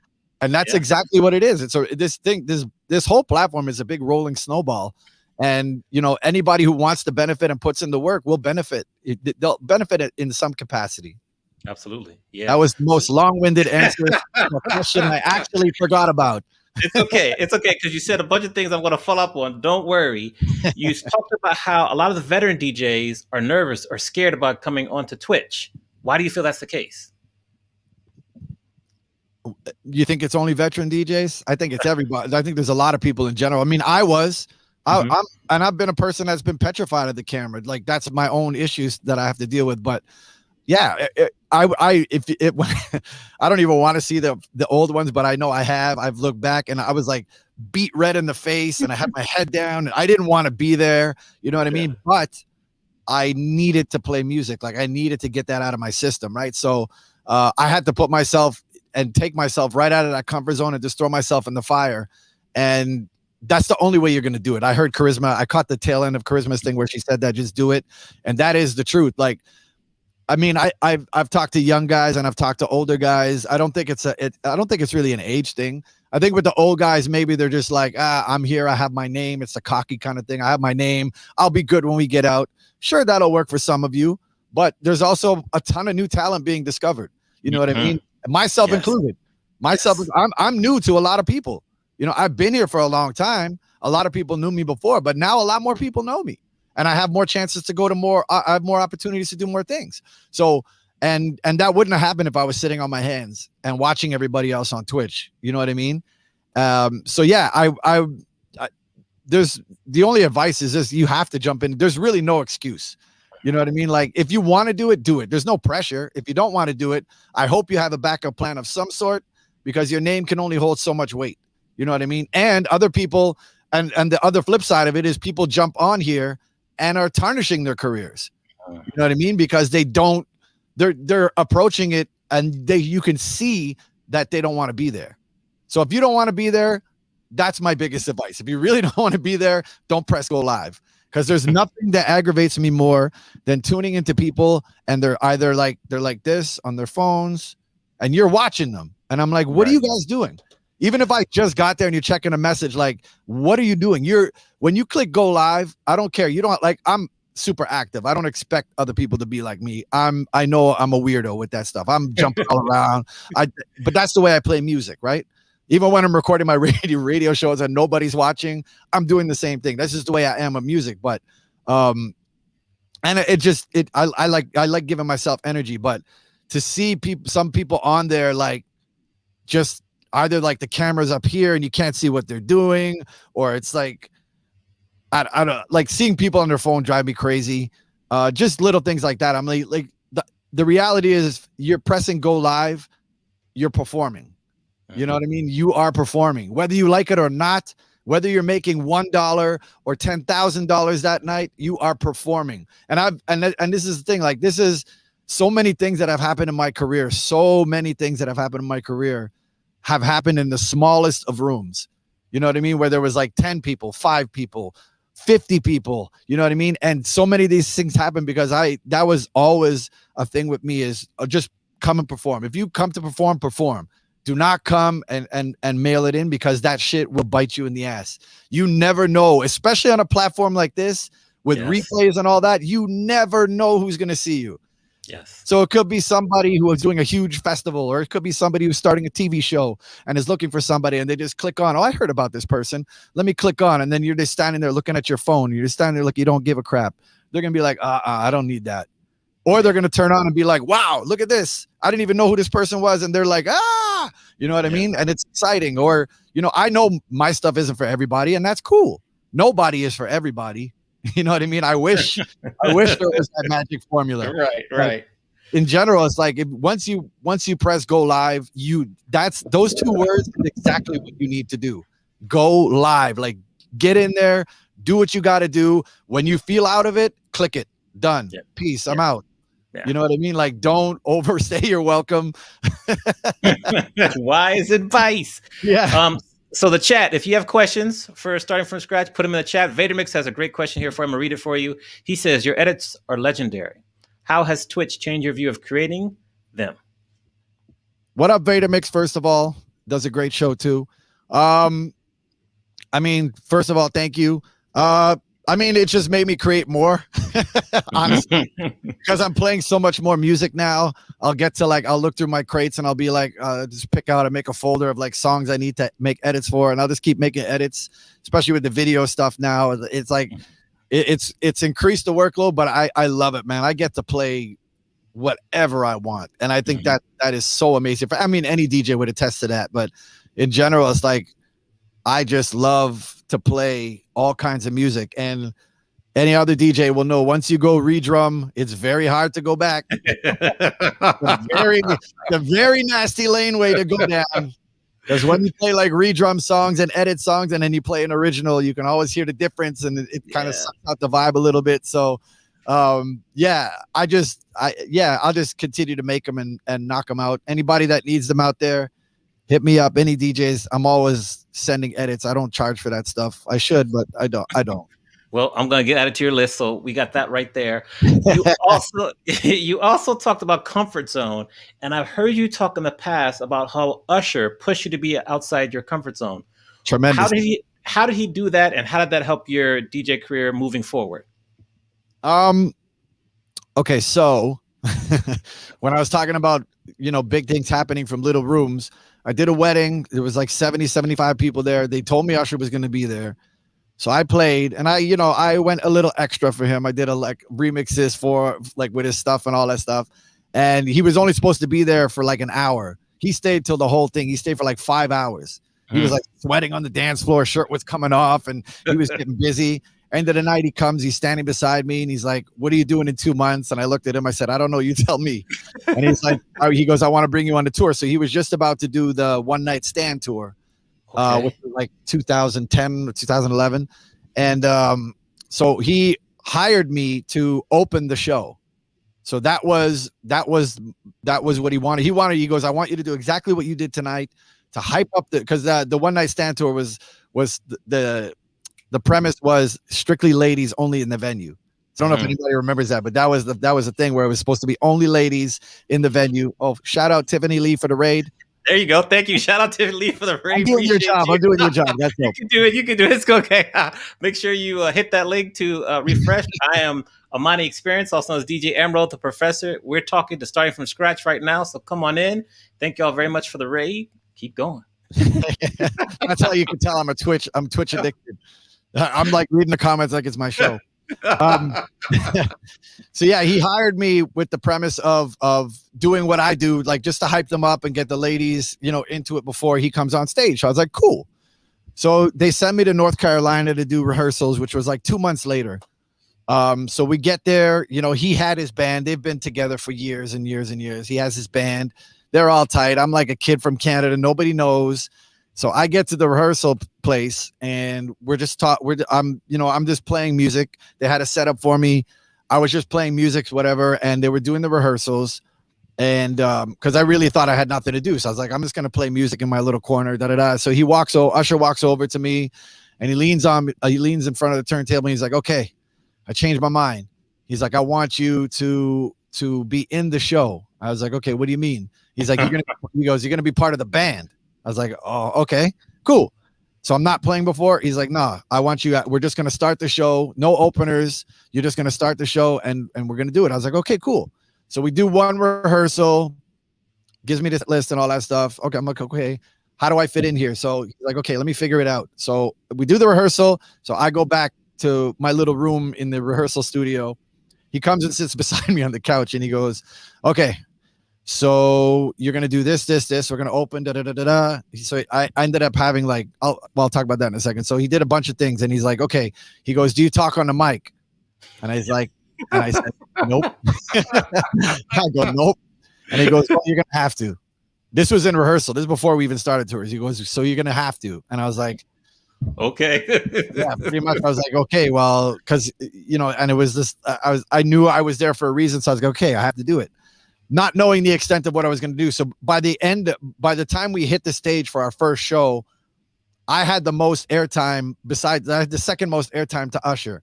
So the way it worked was I opened the show. So I had like this little interlude thing where I would open the show with a mix. I did some mixing with some of the songs that he wasn't playing. And I opened the show and then the band would kick in and then he would jump on stage. So then I was part of it with his band. I was like doing like cuts and little things with the band. Then, then I had a break with Usher, just Usher and I, where I was playing songs that he wasn't performing, like "Think of You" and I think it was like "Can You Get," well, a lot of stuff from the first album that he wasn't really performing. So I would play them and he would just sing along with it and get the crowd. And we did it was like a 5 to 7 minute break. And then I opened the encore by myself. So I had to do this mixing thing and he's like, "Create something for me." And I had to do this creation thing. And then we had, it would always be like show rehearsal. He rehearses like crazy. I know most people have probably seen that Beyonce thing. He's the equivalent to that. He's a workhorse. So yeah, so we did that. And then I was super struggling. I was struggling with just this because to anybody that knows me, if you don't, I have bad struggles with anxiety and all that stuff. So all this was like culminating into like with the pressure and everything. And we were doing the Toronto show, like the third show in was like the Toronto show. And I knew everybody was going to be there. And I was like literally feeling sick to my stomach. And, you know, I was just like drinking like a fish before the shows. And I wasn't screwing up or anything in the shows. I was executing fine, but it just wasn't, I wasn't going extra. You know what I mean? I wasn't going extra for him. So when we did the Toronto show, he comes to me backstage right before the show and he's like, okay, what songs are big? Like, what's Toronto like? Tell me, like, even though he's been here before, but he knows like I'm the DJ for here. So he's like, talk to me about Toronto. Like what should we do to like light them up in their own city? And I was like, well, reggae is huge here. Right. And at the time that was when So Special just came out. So he's like, okay, cool. So he goes, okay, so what's big? So I played him a few of the big songs. He's like, okay, I like that one. So he likes So Special. I was like, okay, cool. But he wanted, like, he was expecting me to be like, and then Usher. But the problem I had is that I was so new to the band that every time I would like try to talk in the show, he was already talking and I was like trying to stay my lane. I didn't want to be like overpowering him and all that stuff. So I kind of held back a bit. And so we did the Toronto show. I went backstage and I felt sick to my stomach. I had my family waiting and I was like, you guys got to wait outside. My mom, everybody, I was like, you guys got to wait outside. So I went backstage. I wasn't really talking to anybody. And my boys came in, X and Taj, director X and Taj, they came backstage and they were super tight with Usher. And then, so he's like, what's wrong? Cause they could see like, what's wrong? And I said, I can't do this anymore. Like, I can't do this anymore. And they're like, what is wrong? And then Usher came and sat with us and he's like, talk to me. I was like, I'm not comfortable. Like I'm doing things. I'm not used to this. And then he stopped me and he's like, listen, you have two choices. He's like, if you don't want to do this, you can get up, you could go home. I'll have somebody in here tomorrow. He goes, do you really want that to happen? And I just sat for a second. Like it's something so simple, but when somebody like that says it to you, it was like a slap in the face of reality. Cause I've toured with Russell for years, but we're family. So that there's none of that pressure. You know what I mean? Like, and I've never really been used to doing the same single thing on this minute at this second, every single night. You know what I mean? I had never done that before. Right. So he just looked at me straight dead in the face and he's like, look, I get it, but I have a show to do and I need perfection. So if you can do it, tell me you're going to do it and do it. If not, I'll make a phone call and I'll get somebody else in. And I was like, oh no, I'm going to do it. Yes, you will. I called my friends and I was like talking to my friends. I was like, what do I do? And they're like, you have to do it. You know what I mean? I was calling them for the tour buses and I was like, I don't feel proud. And they're like, you have to do it. This is what you were here for. Like he picked you for a reason. You know what I mean? It was like, they were all like telling me, talk to me. So when I say he literally changed my life. Cause he's like, I don't care what you've been through in the past. This is the big leagues. This is what you got to do. If you want to get here, do it. And people got to understand, like it was never an ambition of mine to do that in the first place. You know what I mean? I've done it with Russell. I've done arenas with 18, 20,000 people. I've done that stuff a few times. So, but it's Usher, you know what I mean? So I was like, I cannot drop this ball. And I had that, heavy weight of, so many people know I'm here. I can't let these people down either. Like, it's like, I can't walk back to Toronto with my head and hands between my legs because I just can't do it. So he just pushed me. And from that moment, I mean, we toured for another 2 months and we did shows all across the States. And you know what I mean? And by the end of it, on the last show we did, which I want to say it was DC or Philly. Oh no, it was Philly. We did it in Philly and we did our set of me and him together. And by that point, I was like rocking and we were good. Everything was good. I was, when you get to that point where you're just like, I'm ready for 2 years of touring now. Let's go. And it was the last show and I was like, So we finished our break and he was just about to start singing. I was like, stop. He's like, stop. And I was like, yo, hold up a second. And he just looked at me like, what the fuck is this guy gonna do? And I was like, hold on a second. And I just basically spilled my guts. I was like, I just want you guys in the crowd to know what kind of a person this guy is. Because, and I think that's another thing is everything you hear about celebrities, you always hear the bad. You never hear the good. So I always like to, I know you hear me preach giving flowers, but I do it all the time. So I just went on in the show and I was like, I want you guys to know that this guy came, took this kid from Canada who didn't know anybody and stuck him on stage with, one of the biggest stars in the world and gave me the ultimate, enthusiasm. And he literally changed my life. And I said, I just want to thank you, Usher. And the crowd went crazy. And afterwards, he saw me backstage, gave me a hug. And that was it. That was the last time we spoke. That was the last time I saw him. But it was from that moment on, that just is stuck in my brain. Like and it's the same, like all these things that have come to light now, like Twitch and all these things. It's like, this is the conversation I had with myself back last March. I was like, you have two choices. You can let everybody else go and do what they're doing, and you can sit on your hands and just be like, I'm starting from scratch. I'll be good whenever this happens, which in all honesty, sure, I'm sure I can, because I do my own events, I'm sure I could bounce back and all that stuff. But do I really want to just sit by and watch everybody else doing their thing? Hell no. I worked my ass off to get to where I am for 31 years, and there's no way I'm going to let something like this take me out. So I just grabbed the bull by the horns, and this is where we are now. And that's why when I'm on, I give my all. Like literally I'm an energy animal.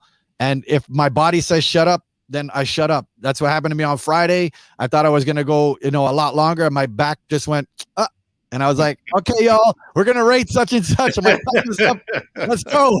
You know what I mean? So it's just that it was such like a life-changing experience. I mean, not only getting to tour with a guy like Usher, but it just taught me, like, I'm so ready now. If anybody came calling for a tour at this point, I would be more than ready, because it's a confidence thing. It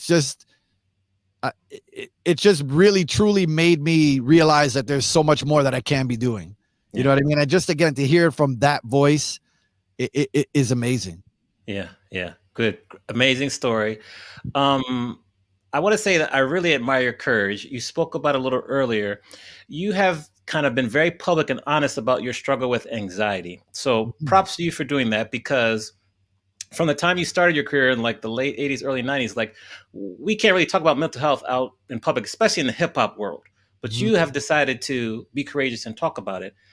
Props to you. How have you been able to manage your anxiety as you move through the years? And then what did you do on Twitch so that you wouldn't get stressed out and have anxiety attacks also? Okay, so the first part was I drank like a fish. I drank all the way. So now it's 2.5 years. Yeah, about 2.5 years since I had my last drink. And it was just my rock bottom moment where I had to make a life decision, and I made it. And that year after that was the most miserable year of my DJ career, because I just couldn't figure out how to get to that happy place. The music just, I loved playing, but I hated playing at the same time. Every gig I would leave and I would have my head down, no matter how great it was or how great everybody else thought it was.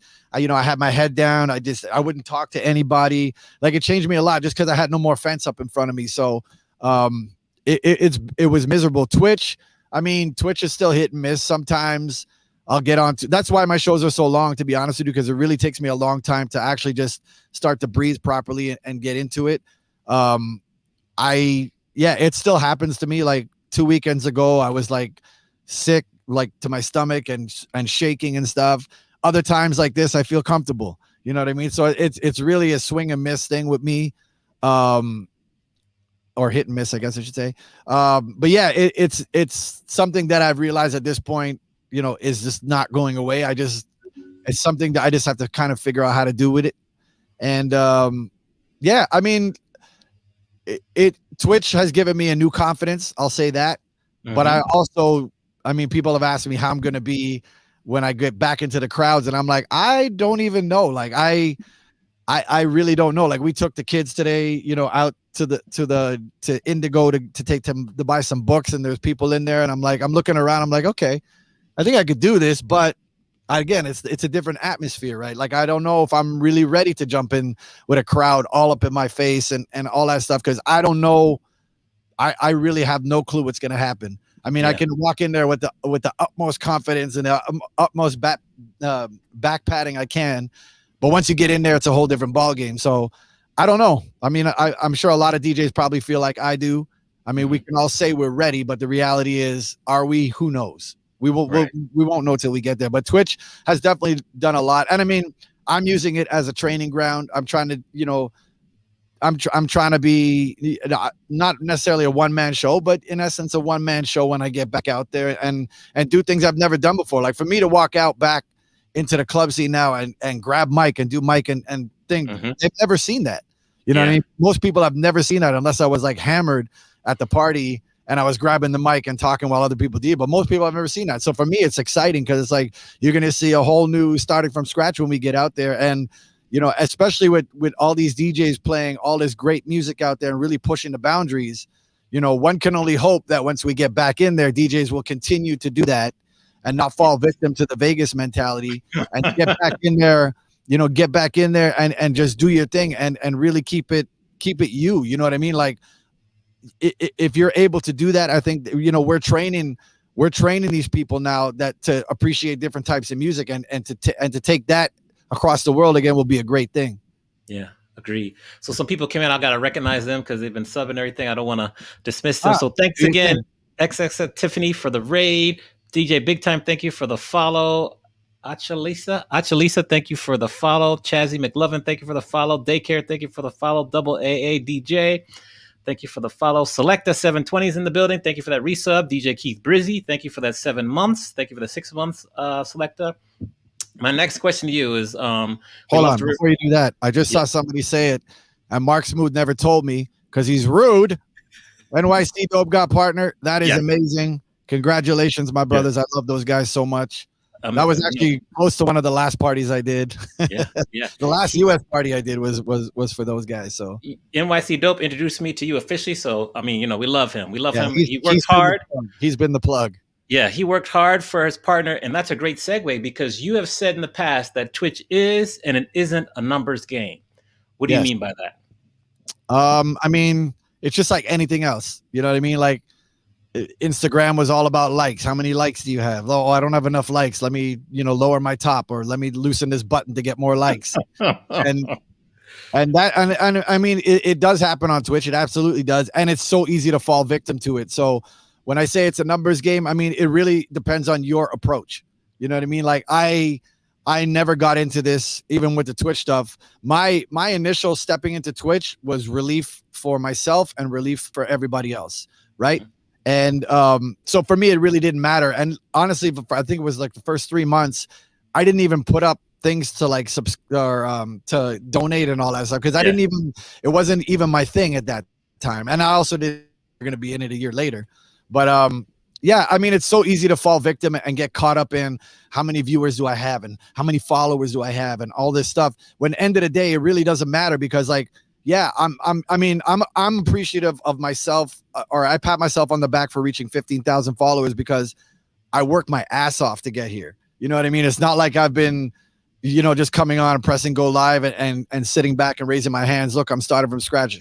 That has nothing to do with it. Like I'm working and I still work. I work every single show. So for me, it means a lot because it means, I'm getting that traffic coming through and people are watching me. But on the other side of it, yes, I have 15,000 followers, but on my Saturday show or my Friday show, I'll get my 500 viewers or whatever, but so balance that out. You know what I mean? Balance that out. And that's where the reality of these numbers kick in is like, there's really only a select few of DJs, really a small handful of DJs that crack mega numbers. You know what I mean? Everybody else is kind of on the same playing field, no matter who you are. That's why I say the numbers don't matter because, you know what I mean? It doesn't really matter that this person was this person before, or you were this person before. That really doesn't matter at this point. Right now, everybody started on a level playing field. You know what I mean? So it's like, if people can't gravitate to you as a person or a DJ, it's going to affect you in the long run. You know what I mean? Your numbers are going to show it. People are the women are killing it on Twitch. Absolutely. Like, yes. The women are the ones with the highest numbers. You know what I mean? And that's not a lie. So it's like the women are killing it on Twitch. And there's probably a twofold to that. You know what I mean? Some of them dress the part. Some of them are playing music. And so there's that part of it. But I'm like, in general, it's everybody's doing the same thing. So is it really a big difference that I would have, or Green Lantern on a Saturday would have his 600 people and the person after him has 200? Is that really a huge gap? You know what I mean? Like in reality, you know what I mean? And then after that step, if you're not in the top, I'm only calling it top tier just to explain this, by the way. This means nothing in reality. So if you're, if the jump, and there usually is a bit of a jump. So if everybody else is at 200 and you're at 150, you know what I mean? People look at that. And I mean, it sucks in a way because when people are scrolling and they don't know the people, they go for numbers. They'll go for the top of the list and they'll scroll down. Yes. You know what I mean? So it kind of sucks in that way. But people have to realize, like, we're fighting for a very small pool of people. And there's more talent rising and more talent going live. And it's pretty much the same viewership. So it's like it's being spread apart more. You know what I mean? So everybody's numbers will kind of hover. You know what I mean? Some will rise, some will fall. But it's like it truly, it's a numbers game to use it. Use your numbers to get your sponsors. Go get your sponsors with your numbers. Do all that stuff, because on the other side of it, it's really not that impressive. You know what I mean? If somebody came to me and be like, I had 500 people at my party, I'd be like, okay. Yeah, I get you. If we were back in like real life, then they'd be like, I had 500 people. Okay, cool. There's DJs that people don't know about that are playing for 5,000 people right now. So what does that mean? You know what I mean? And end of the day, like I've seen people that get on this carousel thing, which is a whole other political crappy ball game. I've seen people get on carousels and, have, 15,000 people watching, but their followers barely go up the next day. Or the next day they go live and they don't have the carousel and they're right back down to 75 people or 150 people. So that's why I say the numbers don't, they don't really equate to much unless you just use them for what you need to use them for. They're definitely not a bragging thing, because I don't think anybody should be technically bragging about their numbers, because in the grand scheme of things, it's really not that impressive. You know what I mean? And that's not to crap on anybody. That's just to show everybody that it's really a level playing field. The guy who has 5 viewers is not far from the person who has 200 viewers. It doesn't take, it may take time, but it's not unreachable. Whereas that same person who has 5 viewers, to get, when we're out there to try and fill an arena like a Tiesto, that's a lot of work. You know what I mean? Like, that's work to get there. On a platform like this, there are many ways. You have many more ways to do things to get to those levels. You know what I mean? Do guest shows. You can do all this stuff. Like, it blows my mind that people aren't utilizing their channels in more ways. Like, I'm trying to do as much as I can. Like, I did my birthday party and I had like A-Track and all these guys. I barely talk to these guys. We know each other. We're cool. But for me to hit these guys up and be like, hey, do you want to do my birthday party? And they're like, yeah, cool. I was like, oh shit. Okay. Anything's attainable. Okay. Now I'm going to do this hip hop one. Let me hit up Keith Shockley, Maceo, and all these. And I'm like, again, I know these guys, but we don't hang in each other's houses. You know what I mean? But I hit them up. I hit them up and they were like, yeah, let's do it. And I was like, okay. So like, and the thing is, like, just ask. Any DJ out there, just ask these guys, ask me. If I could do it, I'll do it. If I can't, I won't. You know what I mean? Exactly what Akeem said. It's about the vibe, which is dope. But yeah, it's just this platform is made for connecting. That's what it's there for. Like, utilize it. And it blows my mind that people aren't. There's either, I mean, some people are being selfish, which is cool too. You have every right to be. There's nothing wrong with it. But everybody else that's adding their channels together and sending people to each other, all it does is just help everybody grow. You know what I mean? If you're rating people, like we've taken on our channel, when we finish our shows, we always look to the bottom of the list to see who's got the least or in that, and we rate them. You know what I mean? Just get that exposure at it, and it's been great. You know what I mean? People raid me, which is great. I raid people, it's great, and a lot of people don't, and I just don't get it. So if everybody builds it, every DJ benefits in the long run. Oh, yeah. We all win. If you handle your business properly. You know what I mean? Like, if you put on a great product, the people will appreciate it. You know what I mean? If you half-ass it in, then expect them to half-ass it back to you. You know what I mean? You can't have a half-ass your show, and at the end of the show, you're like, I barely got any subs, or I didn't get it. But you're not shouting people out in the chat, and you have to realize, like, we can't see, they can see us, we can't see them. So all we have is our voice. Use your voice. You know what I mean? Yeah. I definitely wasn't comfortable with it. You know what I mean? It's taken me a year to get to be able to do this kind of stuff with you. But yeah, like, shout people out in your chat. This is what they're there for. They love it. People love it. You can't do that stuff in a club. The whole set would be like, hey, there's Joe and there's Maria from Philly, and your whole set would be like that. When you're in a club, different atmosphere. People are there to hear you talk. They want to just, you know what I mean? They want to party. That's what they're there for. When they're here, there's that social element to it, as well as the party element. So you got to learn how to balance that stuff out. Play your music, pick your battles. You know what I mean? Like, talk at the right times. Don't just sit there and talk over the whole song. Don't just sit there and talk over the music all the time. Impress people with your music first. The other stuff will happen. You know what I mean? The people that are doing it in the opposite way, talking with the music, then maybe they're just covering up the fact that they can't impress people with music, which is also cool if you can figure out something.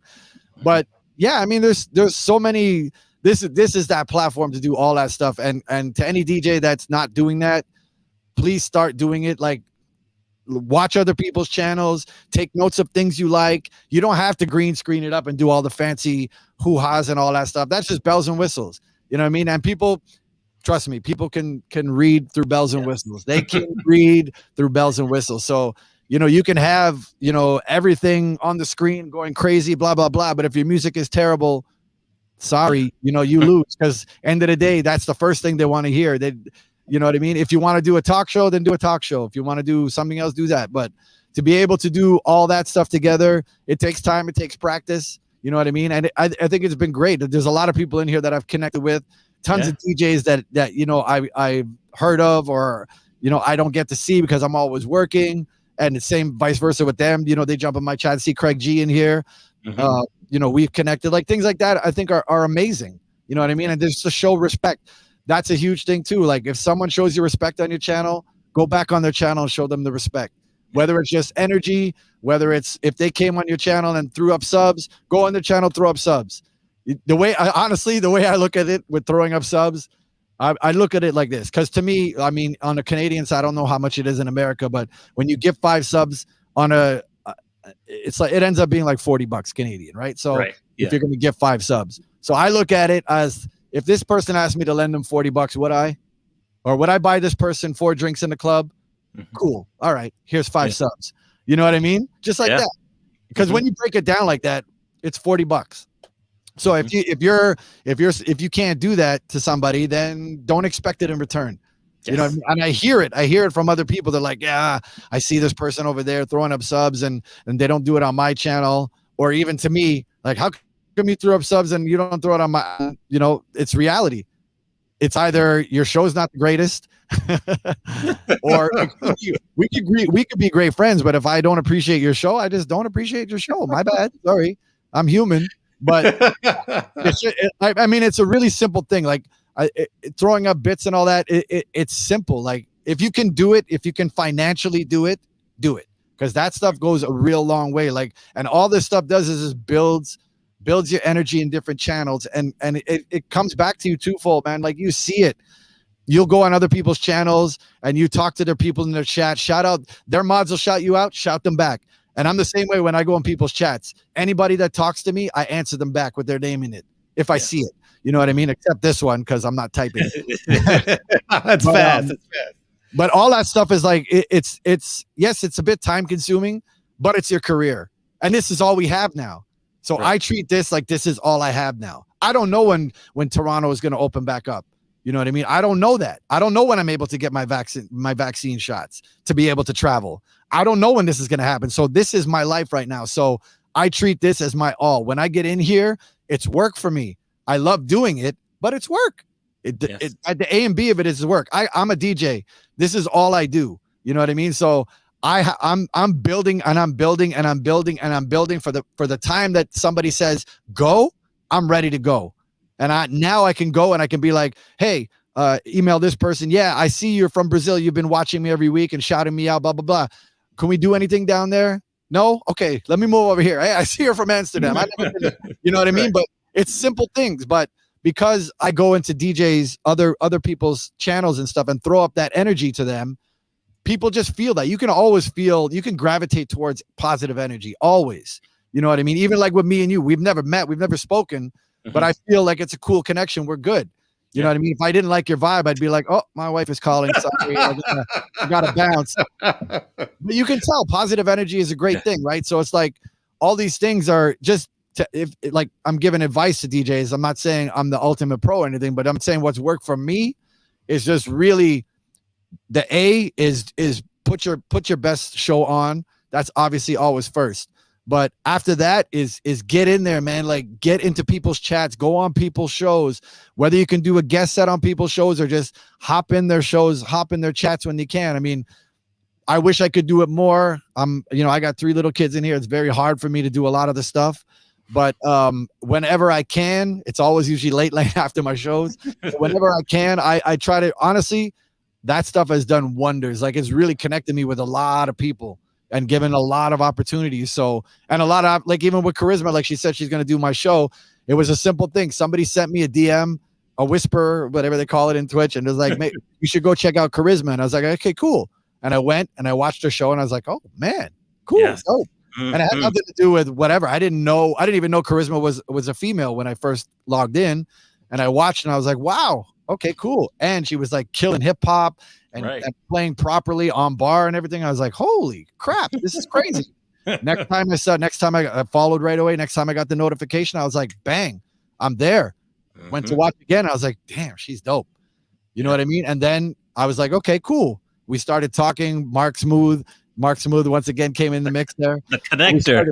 I hit up Kharisma through a whisper, and I said she was dope and I liked her show, which I've done with a lot of DJs. She hit me back, and then the energy is there. She hops into my chats when I'm on, throws up that energy when I can. I'll hop into her chat, and now she's going to be on my show and I'm going to do her show. You know what I mean? And that's just the way you grow. Like, why wouldn't any DJ do that? I just don't get it. You know what I mean? Like, if your time can permit it, do it. You know what I mean? Like, whether it's a big dog or somebody that maybe not a lot of people know, doesn't really matter. Like, if you can do it, do it. Why? All it is if you do one show on somebody else's channel and 5 people go back to your channel and follow you, you just gain 5 followers. Yeah. And what's going to happen after that? They're going to tell somebody, yo, you need to check this person out. You know what I mean? And then next show they're back and they brought 5 more people. Yeah. And that's how you get that growth. You know what I mean? That is the way to do it. Love it. Love it. Dropping gym after gym after gym. That's right. Fire book. It comes out in 1 month. So I got a couple more questions for you. Then we'll let you get back to your family. I'm really curious, like, if you were to go back and talk to starting from scratch back in 1990, give him advice based on what you know now, what advice would you give your younger self? I mean, it is actual advice that I gave myself, which is just stay true to yourself. Honestly, I know it's the most cliche thing in the world, but other than that, it would be the business side of it. I blew through so much money when I was younger, and I didn't save and all that stuff. I had no clue. Nobody taught me about it. You know what I mean? The DJ life is cash business. So yeah, it would definitely be on a business level, which I'm still learning. I mean, I wish I knew more back in the days. That would be my biggest thing, honestly. Like, I mean, everything else is great, but a lot of the stuff I told myself when I first started is the same stuff I tell myself now. Is like, work like, it doesn't matter. That 5 or 5,000 people theory to me has done wonders for me in my career, like literal wonders for me in my career. You know what I mean? Like, even as something as simple as getting in that Honey movie.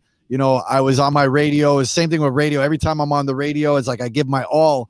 And they heard me playing on the radio. They needed a DJ. Bing, bang, bong. A couple of weeks later, I'm filming the Honey thing. You know what I mean? Just like everything that's happened to me has just been off performance and performance and performance, no matter who's in the room. So, and again, I can't stress it enough, people. Like, you do not know who's watching on these things. Right. You know what I mean? Like, I used to do a ton of tributes on Twitch, tribute mixes. And if I knew people in the camp, I would hit them up and be like, you got to watch. And, I did the LL tribute and Z-Trip was in there. Oh And yes. he's LL's DJ, and I know Z Trip, so it's like D. Oh, and he's like, yeah, I'm gonna send it to L. I'm gonna play it for L. Who knows what could happen? I don't know Yes. if he did or didn't, but end of the day, just look at those things that happen. Like, you never know who's watching, especially on a platform. It could be the simplest thing. Somebody just sends a link to Busta when you're playing a Busta song, and like, look what this guy did with your Busta track. Look what this person did, or look what this, look what Kharisma did with the track. Bang. Next show, it's like, oh, Busta's going here. He needs somebody. Connection. Bang, bang, bang. It could be anything. It could be the simplest thing. You just never know. This platform. I mean, clips. People share clips all the time. Like, everything is just growing, and you just never know who's watching. Yeah, agreed. What's your plan for when we do get out of lockdown? How will Twitch fit into your daily, weekly DJ routine? I'm sure you guys probably will get out way before us. Canada, we're super conservative here, so we're not going out until there's like 0 cases. They're not going to let the clubs open. We're going to be the last thing they open here for sure. Yeah. But yeah, I mean, keep in mind, I've been doing my own events for years and years and years and years. So that's what we're going to do. I've never been dependent on promoters. I just became one. I became my own. So when we get back out, that's exactly what we're going to continue. Myself and my partner, Timber. Big shout out to Timber. That's my partner, my best friend partner. And yeah, we've been doing parties for ages together. We've always been doing our own events. So we'll do the same thing, except now we're going to take these events that we're branding them like all the events I do now, which is another thing I would tell DJs. I know NYC Dope obviously does it, but if you're doing events in your cities or whatever, brand that stuff. Like, now's the time to brand that stuff, make it international. Like, every Saturday I alternate my parties that I have that are my standing parties in Toronto. I alternate them and do them online now. Like, she's doing Get On Up, which is a party I do here, which is successful here. But now, because I get to do it internationally, I'll be able to take these parties and take them to other cities. And, Kharisma, get ready, because we're coming to New York. We're going to do it there. But and this is all the things I'm doing. So everything, like I say, when I'm treating it as business, is business to me. Like, connecting is business. Doing all these things is business for me. It's branding. It's expanding the brand. So that's to answer your question without turning this into another 45 minutes. Yeah, it's just basically doing what I'm doing now, but on a wider level. Okay. When you come to LA, let me know. That's where I am, so I'm ready.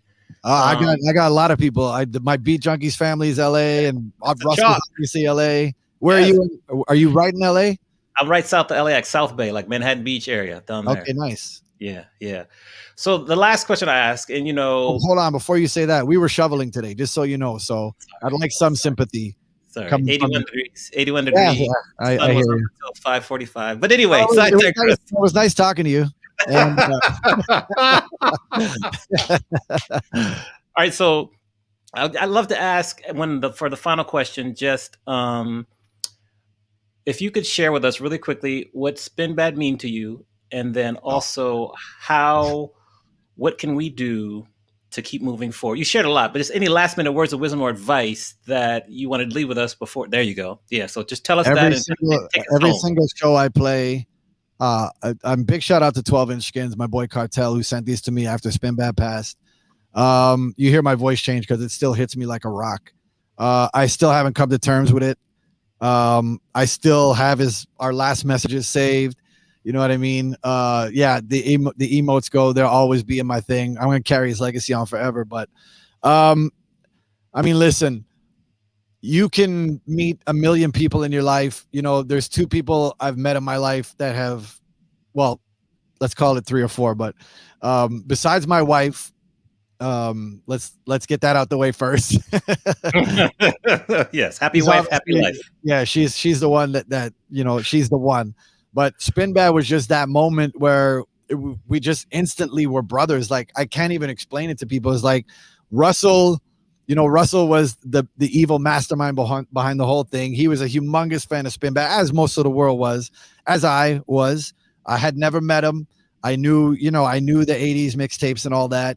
Obviously his skill level was, just incredible. And so Russell was like preaching on me for the longest time. You need to meet Spin Bad. You need to, like, he had this plan. At that time, it was just me touring with Russell all the time. We were going across the world, just me and him. And but he knew this was going to happen. And I don't know how he knew. I got to sit him down and ask him that. I don't know how he knew, but he just knew that we were going to. And keep in mind, like, we're two totally different DJs. You know what I mean? I can't do the stuff he does. He can't do the stuff I do. So it was like that perfect. It was that, that old commercial with the peanut butter and the chocolate, and they kind of fall and you get the peanut butter. Right. That's kind of what we were. And honestly, from the first moment we hit the stage together, we never rehearsed. Like, I know people don't believe that, but we didn't rehearse. We sound checked, but we didn't rehearse. Even the first time we did a show together for Russell, we didn't rehearse. You know what I mean? So all we did before we went on is I said, one of us has to take the acapellas, one of us has to take the music, or it's going to be a shit show on the stage. Because I've done 4 turntables with other people, and it's been a shit show. The only other person I saw, Baby You, in here, we had that sync too. We had a great connection when we did it. So he's like, okay, at the beginning, he's like, okay, you take the acapellas, I'll take the beats. I was like, cool, we did it. And we just kind of we were doing it and kind of kept looking at each other, and we're like, all right. And I was, in my mind, I'm like, shit, okay, this could work. And then we eventually changed it up because I'm like, you cut better, way better. So you take the acapellas because you could do more with it, and I'll do the beats so I can have more fun with it. It suits my style better. Mm-hmm. And we did that early on. We did that for years. We did it for like 15 years. And it was just one of those things. Like, he was just my soul brother. You know what I mean? Like, we would talk when we weren't together, but it's not like we talked every day. We didn't have to, but it was also like we wouldn't play together for 6 months and just get together and bang. It was on. It was done. And, to find that synergy is one thing, but to also incorporate into a brotherhood is another thing. And now it's like, I'm talking to his wife now, and she's like, I don't think you understand how much he loved you. And, he always said, I could say this publicly, but she always said, like, he, in Spinbad's mind, I guess in his 90s and stuff, like, he always just was on that level of like, no one can mess with me kind of vibe, right? And in reality, not many could. And then he was like, till he met you. And he's like, he always thought that you were the one guy that he put on that level. You know what I mean? And I was like, and she's only telling me this now. And I was like, holy moly, like, this is crazy to me, because I felt the same. But we did, like, it's like, the beauty of it is, as I'll say set in our ways, but I don't mean set in our ways in a sense that we weren't able to expand, but I'll say set in our ways in the way that we played the way we played. You know what I mean? But the real beauty of what we did over the years is we really changed the way each other thought about music and played music. Like, I approach music in a totally different way than he approaches music. You know what I mean? Like, we both have ADD when it comes to music, but it's still a different way. I'm a mixer by nature. He's a turntablist by nature. So to put that all together, and just over the years, it's just like, we really, really, and we saw it. Like, the shows became a lot smoother and a lot more genuine. And I would hear him do things that he never did before, and he would hear me do things that I never did before. And we would look at each other and be like, amazing. You know what I mean? So it's like, it's such a weighted question to ask me how I feel about Spinbad, because there's so many levels to it. As a brother, you know what I mean? I've lost my stepdad, which crushed me. I've lost my grandmother and all that, but nothing hit me harder than getting that text from Russell that said Spin is gone. And when you see in the movies, I woke up, I had woken up at like, because I mean, he was going through troubled times. Definitely not going to get into his whole story, because that's for his business, but he was going through troubled times, and we were really looking out for him at that time. You know what I mean? And so every day we were kind of all kind of trying to either talk to him or talk to each other. So like, the group was very tight. And then I had woken up that morning, because when you just get that feeling that something's just not right. And I woke up that morning, and it was like 6 a.m. I actually woke up before my daughter. And when you see that scene in the movie where the guy is holding the glass and it just drops on the floor in slow motion. So I was literally walking, and I had my phone in my hand, and I picked it up, and I just got up. I don't even know why I got up. I picked up the phone, and I looked at my phone, and I dropped my phone, and I started shaking, and I started crying, and I had trouble breathing. And I was just like, I was like, I don't know what to do. And I went to sit on my son's bed, and my wife came in after, because I guess she heard something. She came in, she's like, what's wrong? And she just saw it in my face instantly. And I was like literally shaking and crying. And nothing has ever hit me that hard. Like even today, like to this day, I should say, it's like I don't even remember the date that it happened. But it just I haven't come to the week. We did a group call a few weeks ago with like the whole crew on it. You know what I mean? And they asked me the same kind of questions. And they asked me like, what did Spin mean to you? And I just started crying again. And even when I came on to do my show after he had died, and I thought I was going to be able to do it, and as soon as I played a song that I knew we had in sync with, it just it crushed me, and I was like bawling doing my Twitch thing. And I still like what, anytime I mention him, or even when you mentioned him, like my voice changes. It's really been crushing to me. And the best thing I can do is like these things, honestly, like as much as it hurts my soul, it just makes me smile, because when I do my shows, I know what he likes. You know what I mean? I know the songs he likes, and I'll shout him out when I play those songs. And music has always been my healing, and that's the strongest bond we had between us, was the music. So it's always my driving force, and it's something I'll never be able to understand or get over, in a sense. But my goal is just to keep that legacy alive, and just continue to make him proud of me. I know he's always looking down. I know he's smiling. I know he's bobbing his head. So I'm just super grateful for the years we had together. I mean, to be able to just have someone on that level of that, magnitude, to be able to just rock with, have the opportunity to rock with for that many years. I've had the opportunity in my career to rock with most of the greats, you know what I mean? But nothing will ever compare to that, what we had, you know what I mean? And I'm not looking for that again. That was a time in my life. I had that time. I'm super, super grateful that I had that time with Spin. I cherish every second I had with it, even though we argued at times, and we were brothers. That's the way it works. Right. So, it's a question I can pretty much talk about for hours and hours, like every other question you ask me. But the reality of it is that we're music brothers, and I'm so appreciative of the time that we did have. And I mean, that's why I preach the giving flowers things, because, every time I spoke to Spin, even before, like whenever our conversations would always end with, I love you. And we meant it. It wasn't like, just a bap or like this or that, like, I love you, bro. It wasn't like that. Like we genuinely loved each other, and we knew we had each other's backs, and we knew, we were certain times we were the only ones we could depend on. And, to have that is super special. I mean, to ever find out once in your life, I'm lucky. I have my wife, I have Timber, I have Tough Cat, my two best friends, and I had Spin Bad, and I have Russell. Like there's a few people I have in my life that I could really at any time pick up the phone and be like, I need help. You know what I mean? Help me. And they'll help me. And vice versa. And again, that just goes back to me with the energy thing, is the same energy they would give, I give back. And that's why I'm so big on the giving flowers thing, because nothing makes me more sick to my stomach than, when someone passes and all of a sudden everybody's their best. It didn't happen with Spin. You know what I mean? Like everybody was like, posting their pictures with Spin, and which one side of me was like, that's a beautiful thing. And the other side of me was like, I knew what Spin said about you. I knew you guys weren't as close as you're saying you were. You know what I mean? I knew this stuff, and other people know this stuff, and you're doing it for show, and I get it, and all that stuff. That stuff just drives me crazy. It's the same when Nipsey passed, and everybody was like, play Nipsey. I was like, you never asked me to play Nipsey before in my life. You know what I mean? Tell them the Abu Dhabi story real quick, and then we'll let you go. You did your research.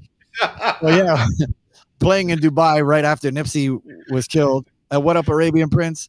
So we're playing in Dubai, and these two girls come with tank tops or the basketball jerseys, and when you could just tell like certain people are certain people.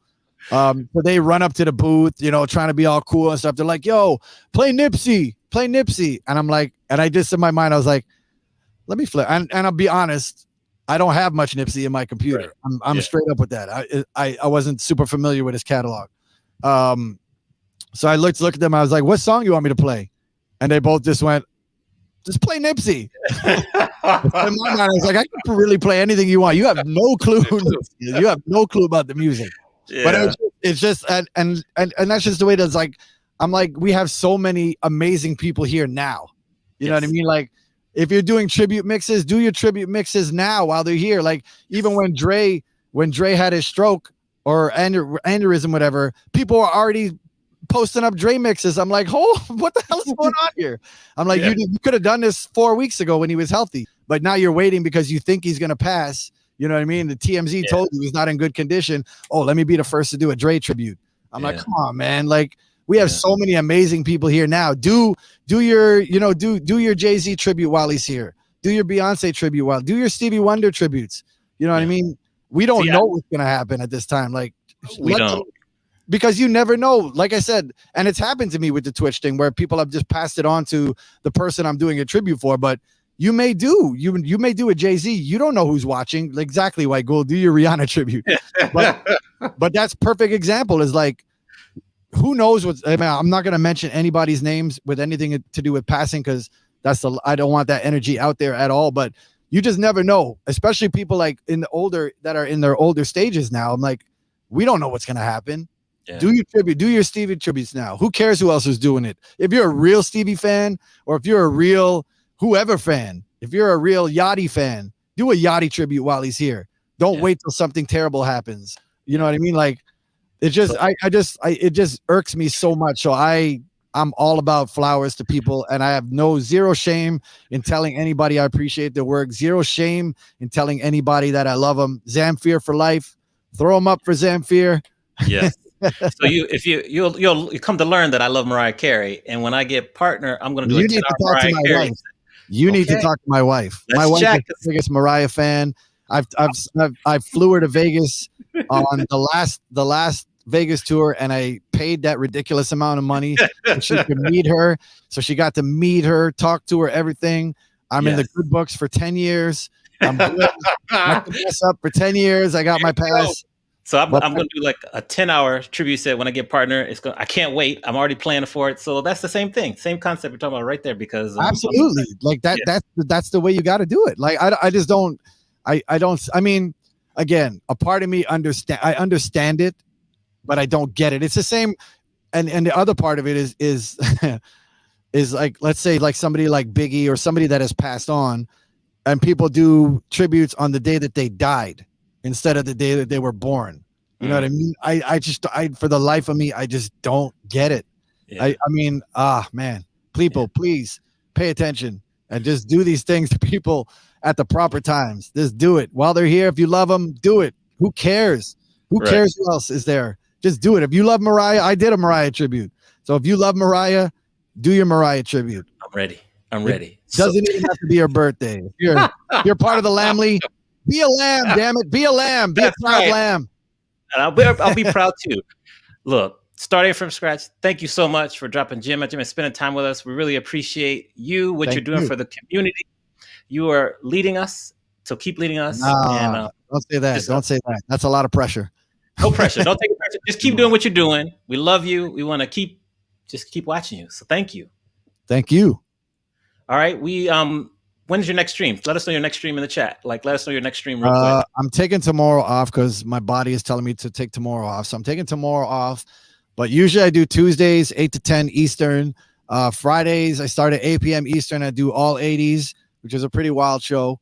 Yeah. And Saturdays, like I said, alternate. So this Saturday, starting at 7 p.m., is my party called Get On Up, which is strictly 90s R&B and hip-hop, nothing else. It's a crazy party. And, of course, we have our special guest this week, DJ Kharisma, who's going to kill it. Yes. Have the ultimate faith. I know she's going to kill it. And we're going to do something on her channel real soon. So anybody else that wants to rock out there, hit me up. I might say yes. I might say no. Depending on time. But yeah, I mean, I'm always down to rock, and I'm always looking for great people to rock on my channel too. So yeah, it's like I said, it's all about connecting. And big shout out to, if I could say this real quick, to any DJ, singer, producer, what you are doing, talking, podcasting, anything, anybody that's doing anything to give relief to people out there, I salute you so much to the utmost. I have the utmost respect for anybody that presses go live at any time to give a sense of relief to someone else. I think it's a beautiful thing. And I think the fact that we're able to do this 24 hours a day, 7 days a week at any time, I think it's an amazing thing. And I think, people being able to give back to the DJs and performers of any level, I think is a great thing too. Whether it's a penny, whether it's $10, whether it's $100, I think anything that people can give, they give. Which I mean, a lot of people are suffering. That's facts. The reason we're on Twitch is because we're not making money anywhere else. You know what I mean? So yeah. Twitch is, I mean, on a financial level for a DJ, any DJ will attest, it's nothing to being out there in what we call the real world, but it is what we have. So I'm appreciative of any money that's made on Twitch that comes my way. I'm super appreciative of, and that's why I work so hard when I do my streams. I truly, I give my all the time, just because I'm trying to make people laugh. I'm trying to make people sing. I'm trying to get people off their asses and dance, give them their workout. That's my weekly workout. So I'm trying to do as much as I can to make sure that anybody that's watching at that time just forgets about everything else and just focuses on having a good time. We preach fun on our channel all the time. Big shout out to my partner Timber, who does all the visuals, Fresh Moss too. Arabian Prince, who's working on something special for us right now. And honestly, like I'm not just saying this to blow smoke up your ass while you're on the screen. But in all honesty, like, doing something like this, I think, is great because it lets people see different sides of people. I've done it on my channel a few times too, either mental health talks or just having DJs talk about this kind of stuff too. I think this stuff is important. There's not every time people want to log on and just have music blasting in their face all the time. Like, I think it's great. And I think it's great that you keep it relatable so that you're able to parlay this into your DJ sets. You're not talking about the Wall Street and GameStop and all that stuff. Let other people do that. You know what I mean? Like, you could do whatever you want on your channel, but I think it's great that someone like you, who's part of what we do already, is using your platform to talk to people, because I think it's really cool to be able to turn on and see, starting from scratch, speak about something other than just me yelling your name on the mic. Or it's great to see, Kharisma or Lady Ray or you or Jazzy Jeff or anybody else that's out there. I think it's a great thing just to hear people talking about different things. Because, I mean, they're coming to us for a reason. They're coming to us because they, like I say, they trust us. They like what we do. So to have them see this other side of us, I mean, granted, it could go horribly wrong for some people. It could, yes. I may have lost some followers tonight. Who knows? You didn't. Don't worry. But by the same token, it also makes people connect with you, and maybe they'll be like, "Oh, this person knows what they're talking about. Let me watch their stream if I've never heard of them." So I think it's great. I do the same thing you're doing. I think it's great. We're gonna flip this, and you're gonna do a guest spot on my show. All right. And cool. That's the way this whole thing works. Yeah, I'm ready. Let's go. I appreciate that. Thank you very much. Always. Just appreciate it. And thank you, NYC Dope, Mark Smooth, Kosi. Let's do it up. Cool. All right. Take care. So put all the emotes in the chat, the ones, the hearts, all those emotes in there. Thank you very much. Started from scratch. Appreciate you. Thank you to anybody who's ever watched my show for more than 30 seconds for almost a year now. I appreciate that so much. Cool. Love you guys. Thank you so much, Monty, for doing this. Of course. You're welcome. Cool. Professor, I'm out. All right. Out of the ditch. Cool. Ones and hearts in the chats. Thank y'all very much. We got Lady Ryan in the green room. We'll talk. Let me recognize some people really quickly. Another dope interview here. Hold on for a minute here. Let's see here. Kharisma, thank you for those bits. Got some more followers. Mr. Durant, thank you for the follow. DJ Groovy JC23, thank you for the follow. Elena77, thank you for the follow. Kid Cut Up, what's good, Kid Cut Up? Thank you for those bits. Twitch U, shout out. Blessings1973, welcome to Twitch U. Thank you for joining us. Glad to see you here. Hold on. We had a five piece from DJ Starting from Scratch. We always ask you, what side items do you want? Do you want some French fries, sweet potato fries, yams, collard greens, plantains? Let us know. Thank you for that. Thank you for a dope interview. The plush one, thank you very much for that sub. Old School Playhouse, thank you for the follow. True School, 100 bits. Thank you for those bits. What's going on here now? What's going on here? Thank you for that five. Make sure you tell Starting from Scratch thank you if you got a gift sub. Uh-oh, we had a hype train start. Thank you for that follow, Jamaican. Appreciate that. Let's see where we are. We'll get Lady Ryan up here. Jasper Photog, thank you for the follow. Kitty Bradshaw, hello there. Thank you for the bits. Harold's in the Bay, thank you for those bits. Level 2, 69%, 70%. Christy Ray, thank you for that follow. Mishi Bell, cool. Thank you for those bits. Where we at? 75%. All right, all right. Got Lady Ryan in the agreement. We'll keep going through this hype train real quick while we're doing it. White Gold, thank you for those bits. I'll make a couple announcements here. Hold on. Gravity One, thank you for those bits. What's good, Gravity One? So don't forget tomorrow, we got our Stevie Wonder. We spoke about Stevie. We got the Stevie Wonder brackets, the best 16 Stevie Wonder songs, part 2, starting at 8 p.m. Eastern, 5 p.m. on the West, curated by Dr. Ellen J and Jay Trey. And then Thursday, Arabian Prince is in the chat. He's going to be with me, Lonzo from World Class Wrecking Crew, and DJ Lindsay NYC. We're going to be talking about R&B music and music 7 p.m. Eastern on Wednesday. So that's cool there. Hold on, let me see what happened here. Yeah. Let's look here and see. My Andrea, thank you for gifting that gift sub. Meta Spin, what's up? Thank you for gifting that gift sub. Lady Ryan, Vader Mix, thank you for gifting that gift sub. Kharisma, thank you for those bits. 61% for, let me see if I missed anything here. Ebony ATL, thank you for those bits. Hold on. Let's see here. Yes, that's right. Stevie D-Man. What's good, D-Man? Good to see you. Let's see. Here we going. Go here. All right. Okay. It'll be on demand right there. DJ Real Excalibur. All right, let me bring Lady Ryan. She's gonna help me with this hype train here. We're gonna do the hype train. We'll do it at the same time because she's been waiting patiently. 66% level 3. Ooh, Miss Her. Thank you for that 5-piece. What side items would you like? Thank you very much for that 5-piece. I appreciate the support and love. Let me know what side items you want. We'll get them to you. All right, so hold on. We're gonna bring Lady Ryan to the stage. Okay, DJ Lady Ryan, you here? How we doing? Check, check. Can you hear Mic me? check. I can hear you. Mic check. Mic check. How we doing? I'm doing well. Thank you for having me, Amani. Much love to you. Oh, much love to you too. I We're see gonna do we this at hype. 86% on this There you hype go. train There you level go. 4, though. Take us home. Take us home. Go ahead, Mr. 4th Street. Thank you for those bits. Twop, what's good? Thank you for those bits. Go ahead. Oh, yeah. Swamp in the house. Ebony ATL. What's up? I see a lot of my friends. We Yes, hyping this train, though. we up it here. Yes. Here we go. Where we at? I gotta check. I gotta switch my screen. 86% level 4. Thank y'all for the support. We're gonna. 7. There you go. There you go. Let me get through here. We good. I always have to watch the little thingy here.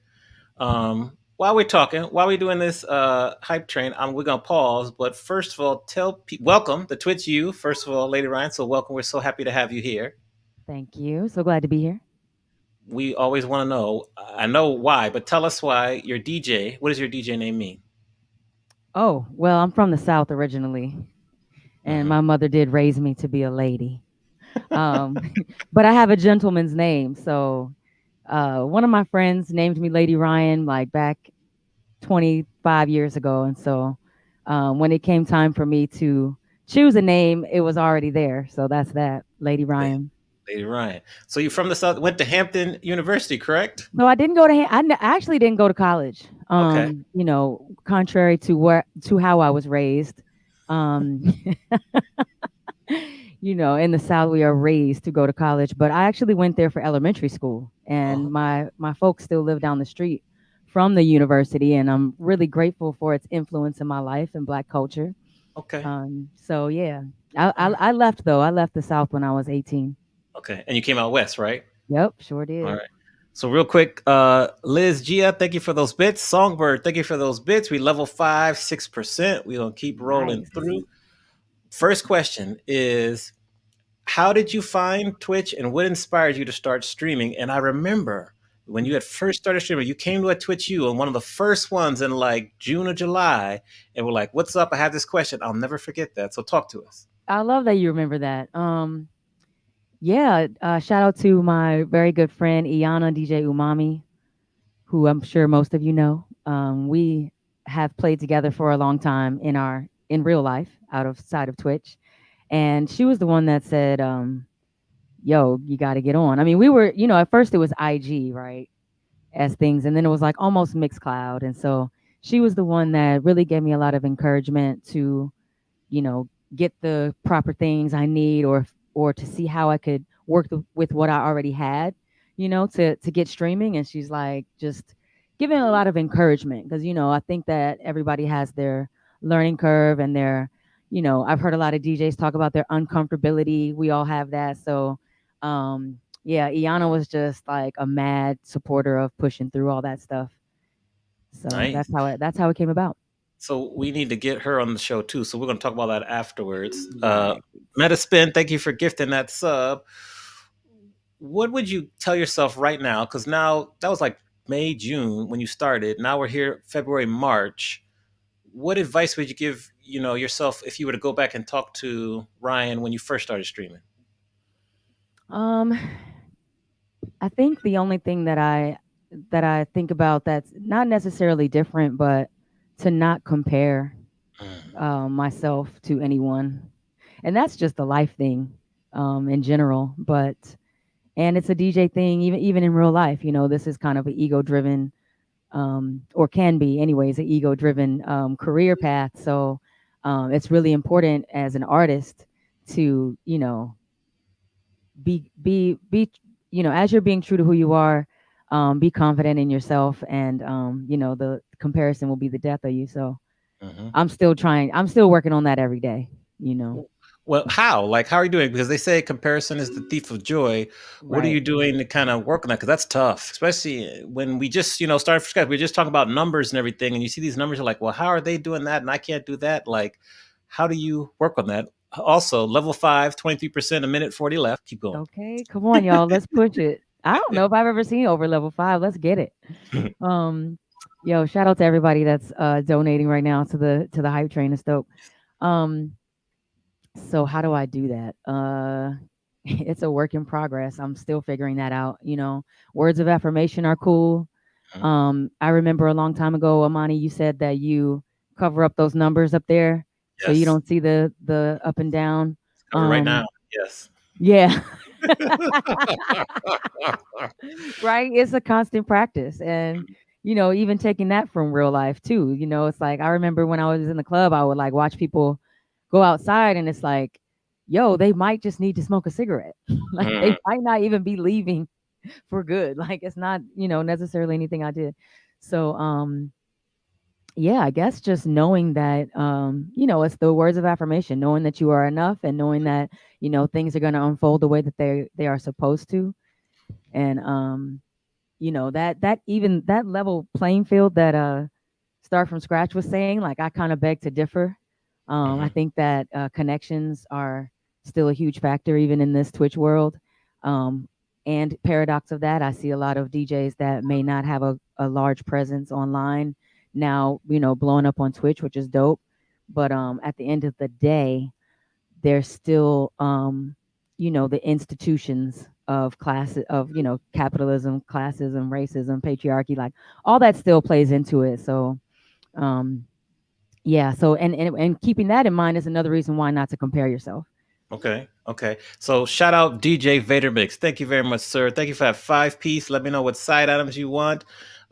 Thank you very much, Discot, for those bits. We killed that hype train. Thank y'all very much for the support. Much love.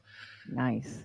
I noticed that as we continue on this conversation, like you took a little bit of a break and you kind of stepped away.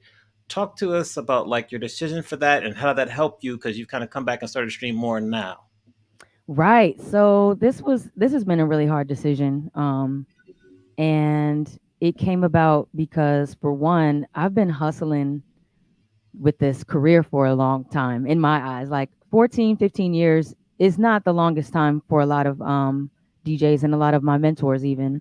But y'all know the late night hours, the drinking, um, the what could be called a scarcity mindset.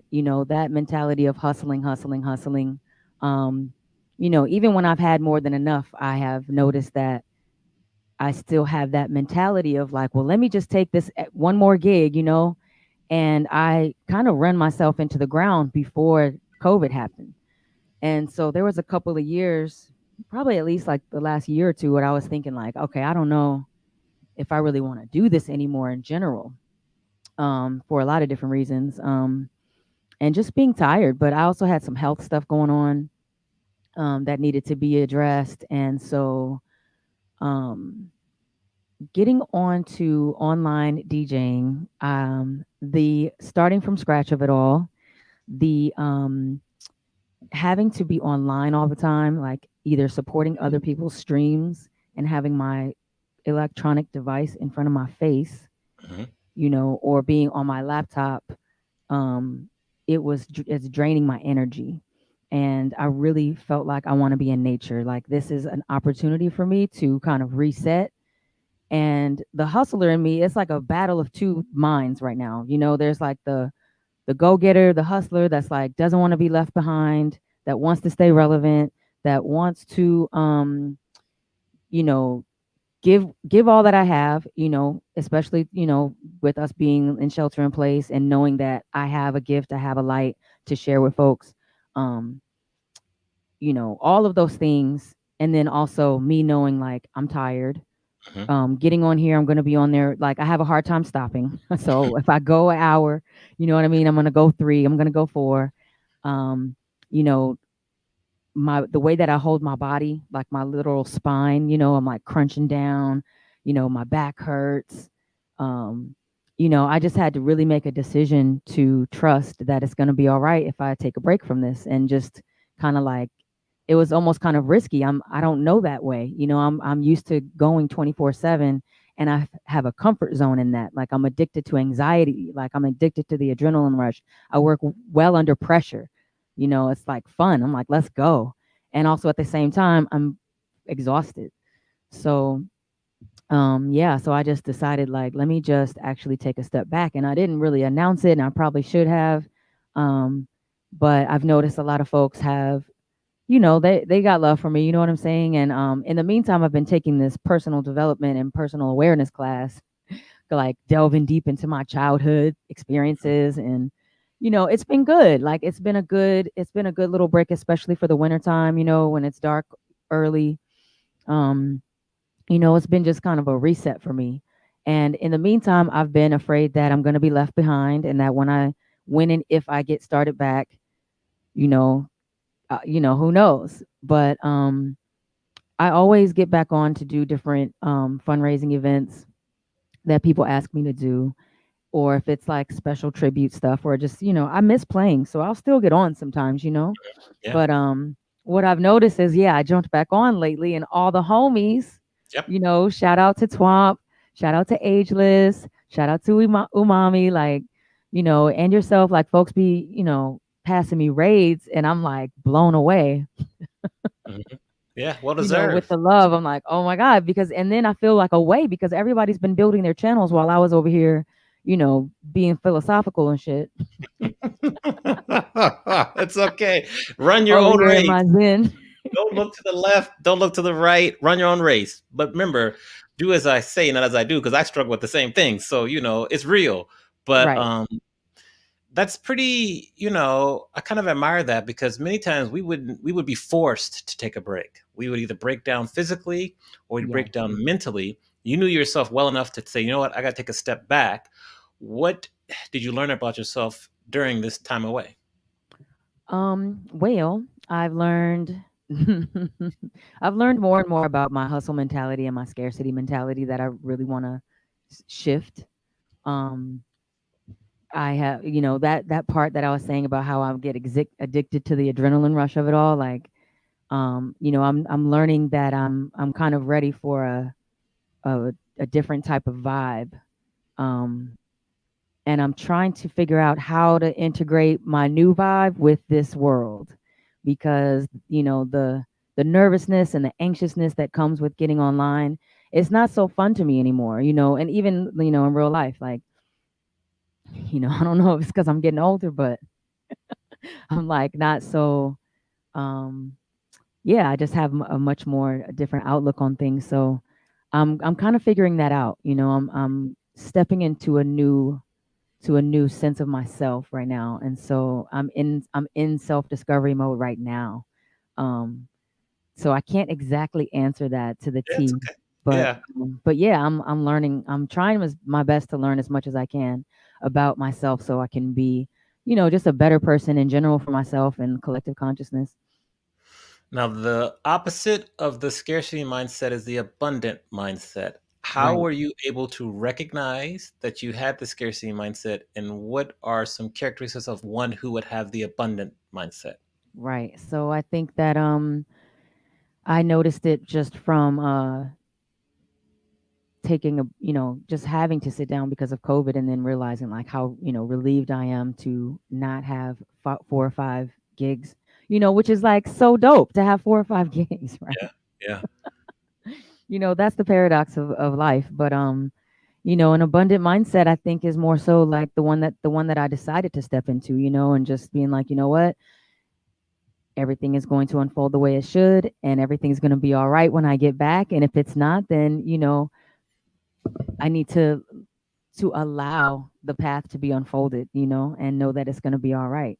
And also just watching it, like, as much as I have, um even starting DJing, been doing this full time, no other job for 15 years.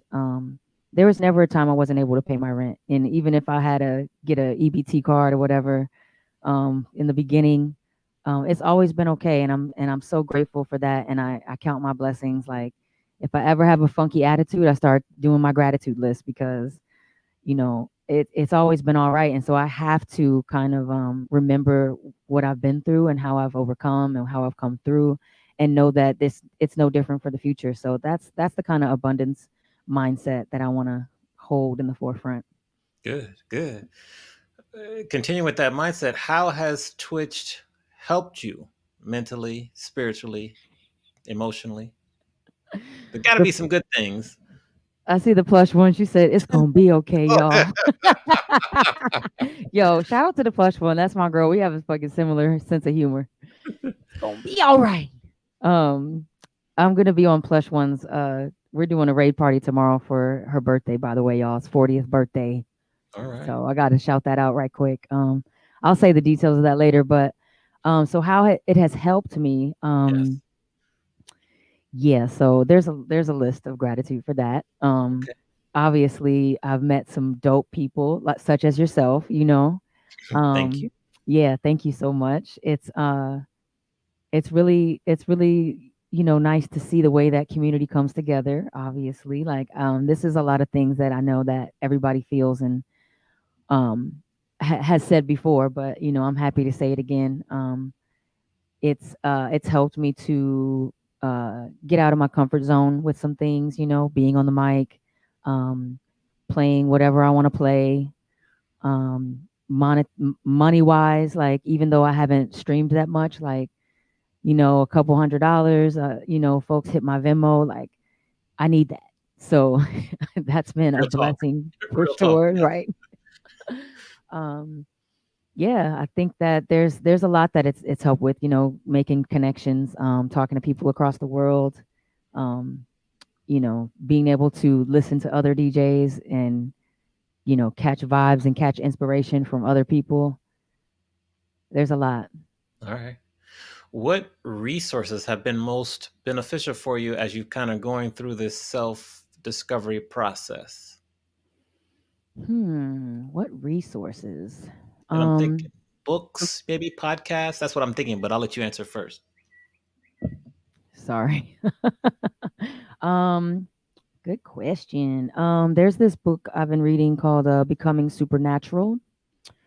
I've been checking out the Enneagram. I don't know if you guys have heard about that, but this organization I'm learning from, it teaches it in prisons for a development tool. So that's been cool. Nature is the ultimate resource, of course. Getting to the ocean, Mhm. sorry for any of y'all that are landlocked. If you can get to a lake or river. Yeah.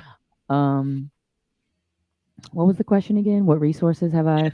Yeah. Like books, podcasts. You going? Oh Keep yeah, talking. yeah. I don't listen to too many podcasts. That's another thing, like, that I'm learning about myself. I have a very short attention span, Mhm. and I'm learning to be more patient and be more present in the moment, and stop, forward thinking or backward thinking. That's that, like, go get it energy that, I'm trying to get Mhm. grounded with. So, um, I think that's it for, like, inspirational Okay. books right now. Yeah. And then when you eventually come back to Twitch, like, how do you want, if you can share now, like, how do you want your channel to evolve from how it was to where you see it going? That is an excellent question that I am still trying to answer. And I think that's partly why I have not, jumped in full time. Like, I tried to do every Thursday, and I tried to do most Mondays with the Peaches crew. Shout out to my crew. Um, and I'm the type of person that, like, if I put myself on a schedule, then I want to break it. Mm. I have that, like, rebellious part within my own self of authority. I'm like, dang. So, I'm kind of trying to figure out what feels good. What's gonna feel good. First of all, just as, I think people like it better when you have a schedule. I don't know. I'd like to know what folks think in the chat. Maybe, like, Yeah. do y'all like it better when a DJ has their schedule, or do you just rather look for the notification bell and pop in, or you Yeah. know, that type of thing. But I've been brainstorming a little bit about what I want my channel to look like. Like, I like to play a lot of different types of music, so that will be, you know, that will stay the same. Different genres are important to me. Um, but other than that, um, probably some talk, maybe some talk content, because I do have some things to say, Yeah. and I Yeah. want to hear from other people about different topics. That's possible. Okay. All right. Like, I knew you took a break. That's why I wanted to have you on the show, because it's important for everyone to see that it's hard, and sometimes you have to take mental breaks and you have to kind of cut your schedule so you can stay mentally healthy. What advice would you give someone if you saw them like burning out? You're like, "Ooh, they look like they're kind of burning out." What would you say to them to kind of maybe give them a minute to pause and reconsider their schedule or their activity? Yeah, I mean, I think that self-care, number one. um you can't give but so much to everyone if you're not giving to yourself first. These are, like, somewhat basic life stuff that applies to everything. um and also that same abundance mindset to know that, like, you know as you take care of yourself, we're all taken care of, Hmm. in a way. And that everybody's going to be waiting on you when you come back. Like, really, really, put yourself first. Like, this is so important. Yeah. You said you've been a DJ for like over 15, 16 years. And I'm curious, with where you are today mentally, what advice would you give Ryan when she first started a DJ based on what you know now? Oh, wow. There's a few things. The first thing that comes to mind is to not oversaturate, which comes with that scarcity mindset. Like, I used to would take every single gig, Mm. and not say no to very much. And I had my one homeboy that books shows out here. Oh my gosh, I gotta comment on what the plush one said. But yeah, he said to me, like, I would have been getting booked for bigger shows if I wasn't so accessible all the time. Mm. It's like, if I could see you here, I can see you here, I can see you here.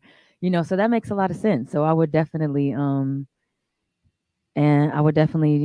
change that. And then I probably would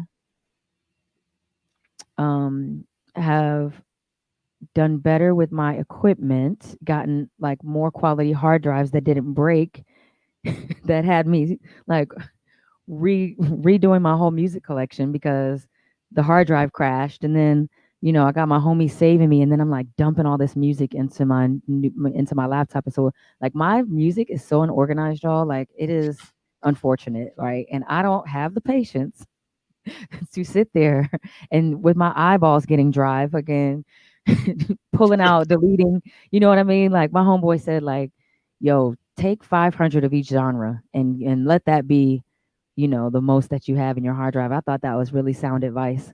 Um, yeah, that would be a major one. Um, drink water. Mm. Um, play sober. Okay, tell us more about that Yo, because on Twitch it can be real easy to tip the Malibu, the liquor, whatever. I like Malibu, but I don't drink it. But still, talk to us about that. seriously, the alcohol. Come on. I mean, it was already an issue in real life, and I swore when COVID started, I was like, "Oh, this is perfect. I'm just not even gonna drink. Give Hmm. myself a break." And I like to have a drink, y'all. Like, no shame. It's fine, right?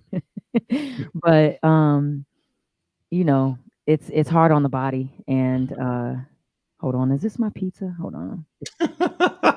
Hello. She's like, Okay. "Is this my I'll pizza? What you got? can you dial 020 at the door? You got your dinner coming."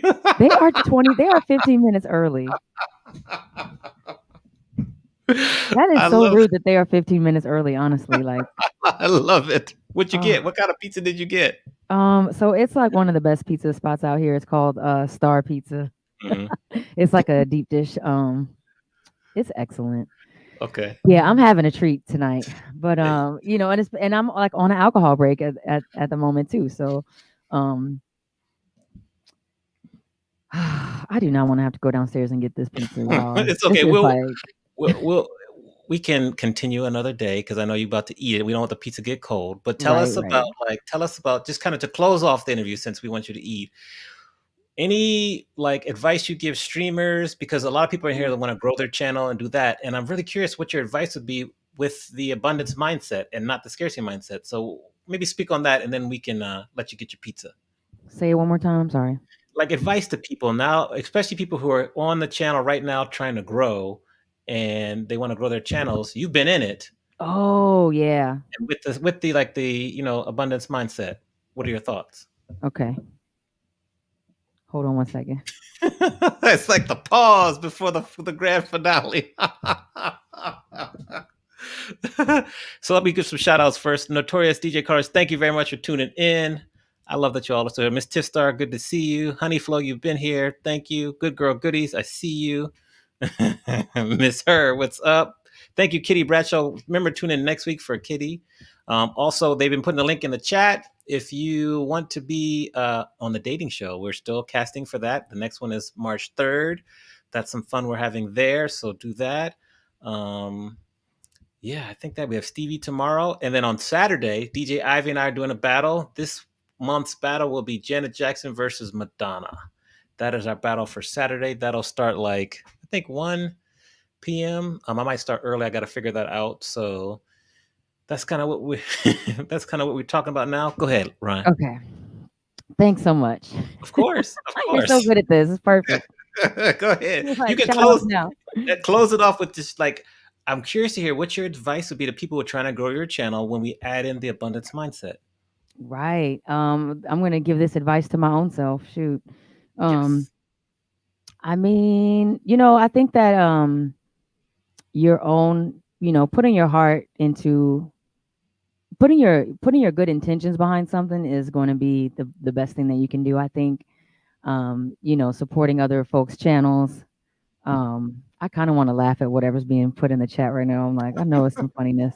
But yeah, putting your good intentions into it first and foremost. But I mean, it's just such a hustle mode to support other people's networks and channels, not to be shy, make new friends, make new connections. um and that reciprocity is exactly what we need anyway. So I feel like I see that, in abundance on Twitch as it is. So it's like, I think that finding the balance between staying the course and keeping at it and putting yourself first is the key. Okay. Love it. Cool. Well, get your pizza. We appreciate you. Please keep us posted. I just thank you for the check-in. We want you to come back when you're ready. And good luck on your journey. Keep going. Thank you so much. So I'll be on tomorrow, +1 in the chat, one of the greatest DJs artists, is celebrating her 40th birthday tonight at 12. But tomorrow we're doing a raid. It's going to start off with La Bellatini at 5, and I'll be on my channel at 6. And then we're raiding, I think, the Boom Bap Kids after that. Oh, So, nice. Cool. yeah, if y'all are around at 6 tomorrow, West Coast time, stop in and get some good vibes from me. Awesome. Thank you Thanks for to all coming my through. folks that are, thanks to everybody that's in the chat right now. I see y'all, Miss Tip Star, DJ Liv, Meta Spin, one of my favorites, DJ Yeah. Honey Flow, Diva929, the best mod, Megastar Nova, Ebony, of course, One Tierra Nicole. Yeah, we DJ all here. Cruz. Yeah, just want to make sure I say y'all's names. I see y'all and appreciate y'all so much. What's up, DJ Amani, yo, mad respect. Thank you. You always kill it. Thank you so much. I'm really glad to connect with you. Mhm. We're gonna do them voiceovers too. Yes, we are. Well, yes, we got to do that. I'm gonna text you on that right away for sure. Cool. Thank you so Cool. much. All right, take care. Peace. All right, y'all. Thank you very much for another great Twitch U. Be back tomorrow, 8 p.m. Eastern, 5 p.m. the West for Stevie.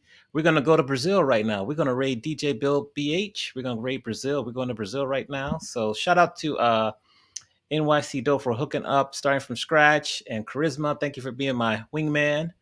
And this was so much fun. So let me get the raid ready. I want to get me some dinner. Thank you, Miss Sir. What's up, Pre? You got here. We're about to raid out, though, but that's okay. Good to see you here. Bill, let me make sure I got his name right here. We're going to be on. All right, CC, what's up? I see you. Let's see here. Thank y'all for all the support. We're going to go to Brazil. Yeah, LBH. Yeah, there we go. All caps. Ooh, Mega Star Nova. Thank you. You ordered me some dinner with Treat Stream. Awesome. Yes, yes. Hold on. Let's see here. We got this here. We're going to Bill. Awesome. Yeah, we get ready to go in the raid. Thank y'all for staying with us. We had a longer show. Appreciate it. Awesome job, though. Good to see you all. All right. See you tomorrow. We're going to go to Brazil. Make sure you go in there with some emotes. Take care. See y'all next week. We have DJ 360. We'll have DJ Droopy next week. And we will also have Kitty Bradshaw. So another great show next week. See y'all soon. Stay safe. And thank you for the support.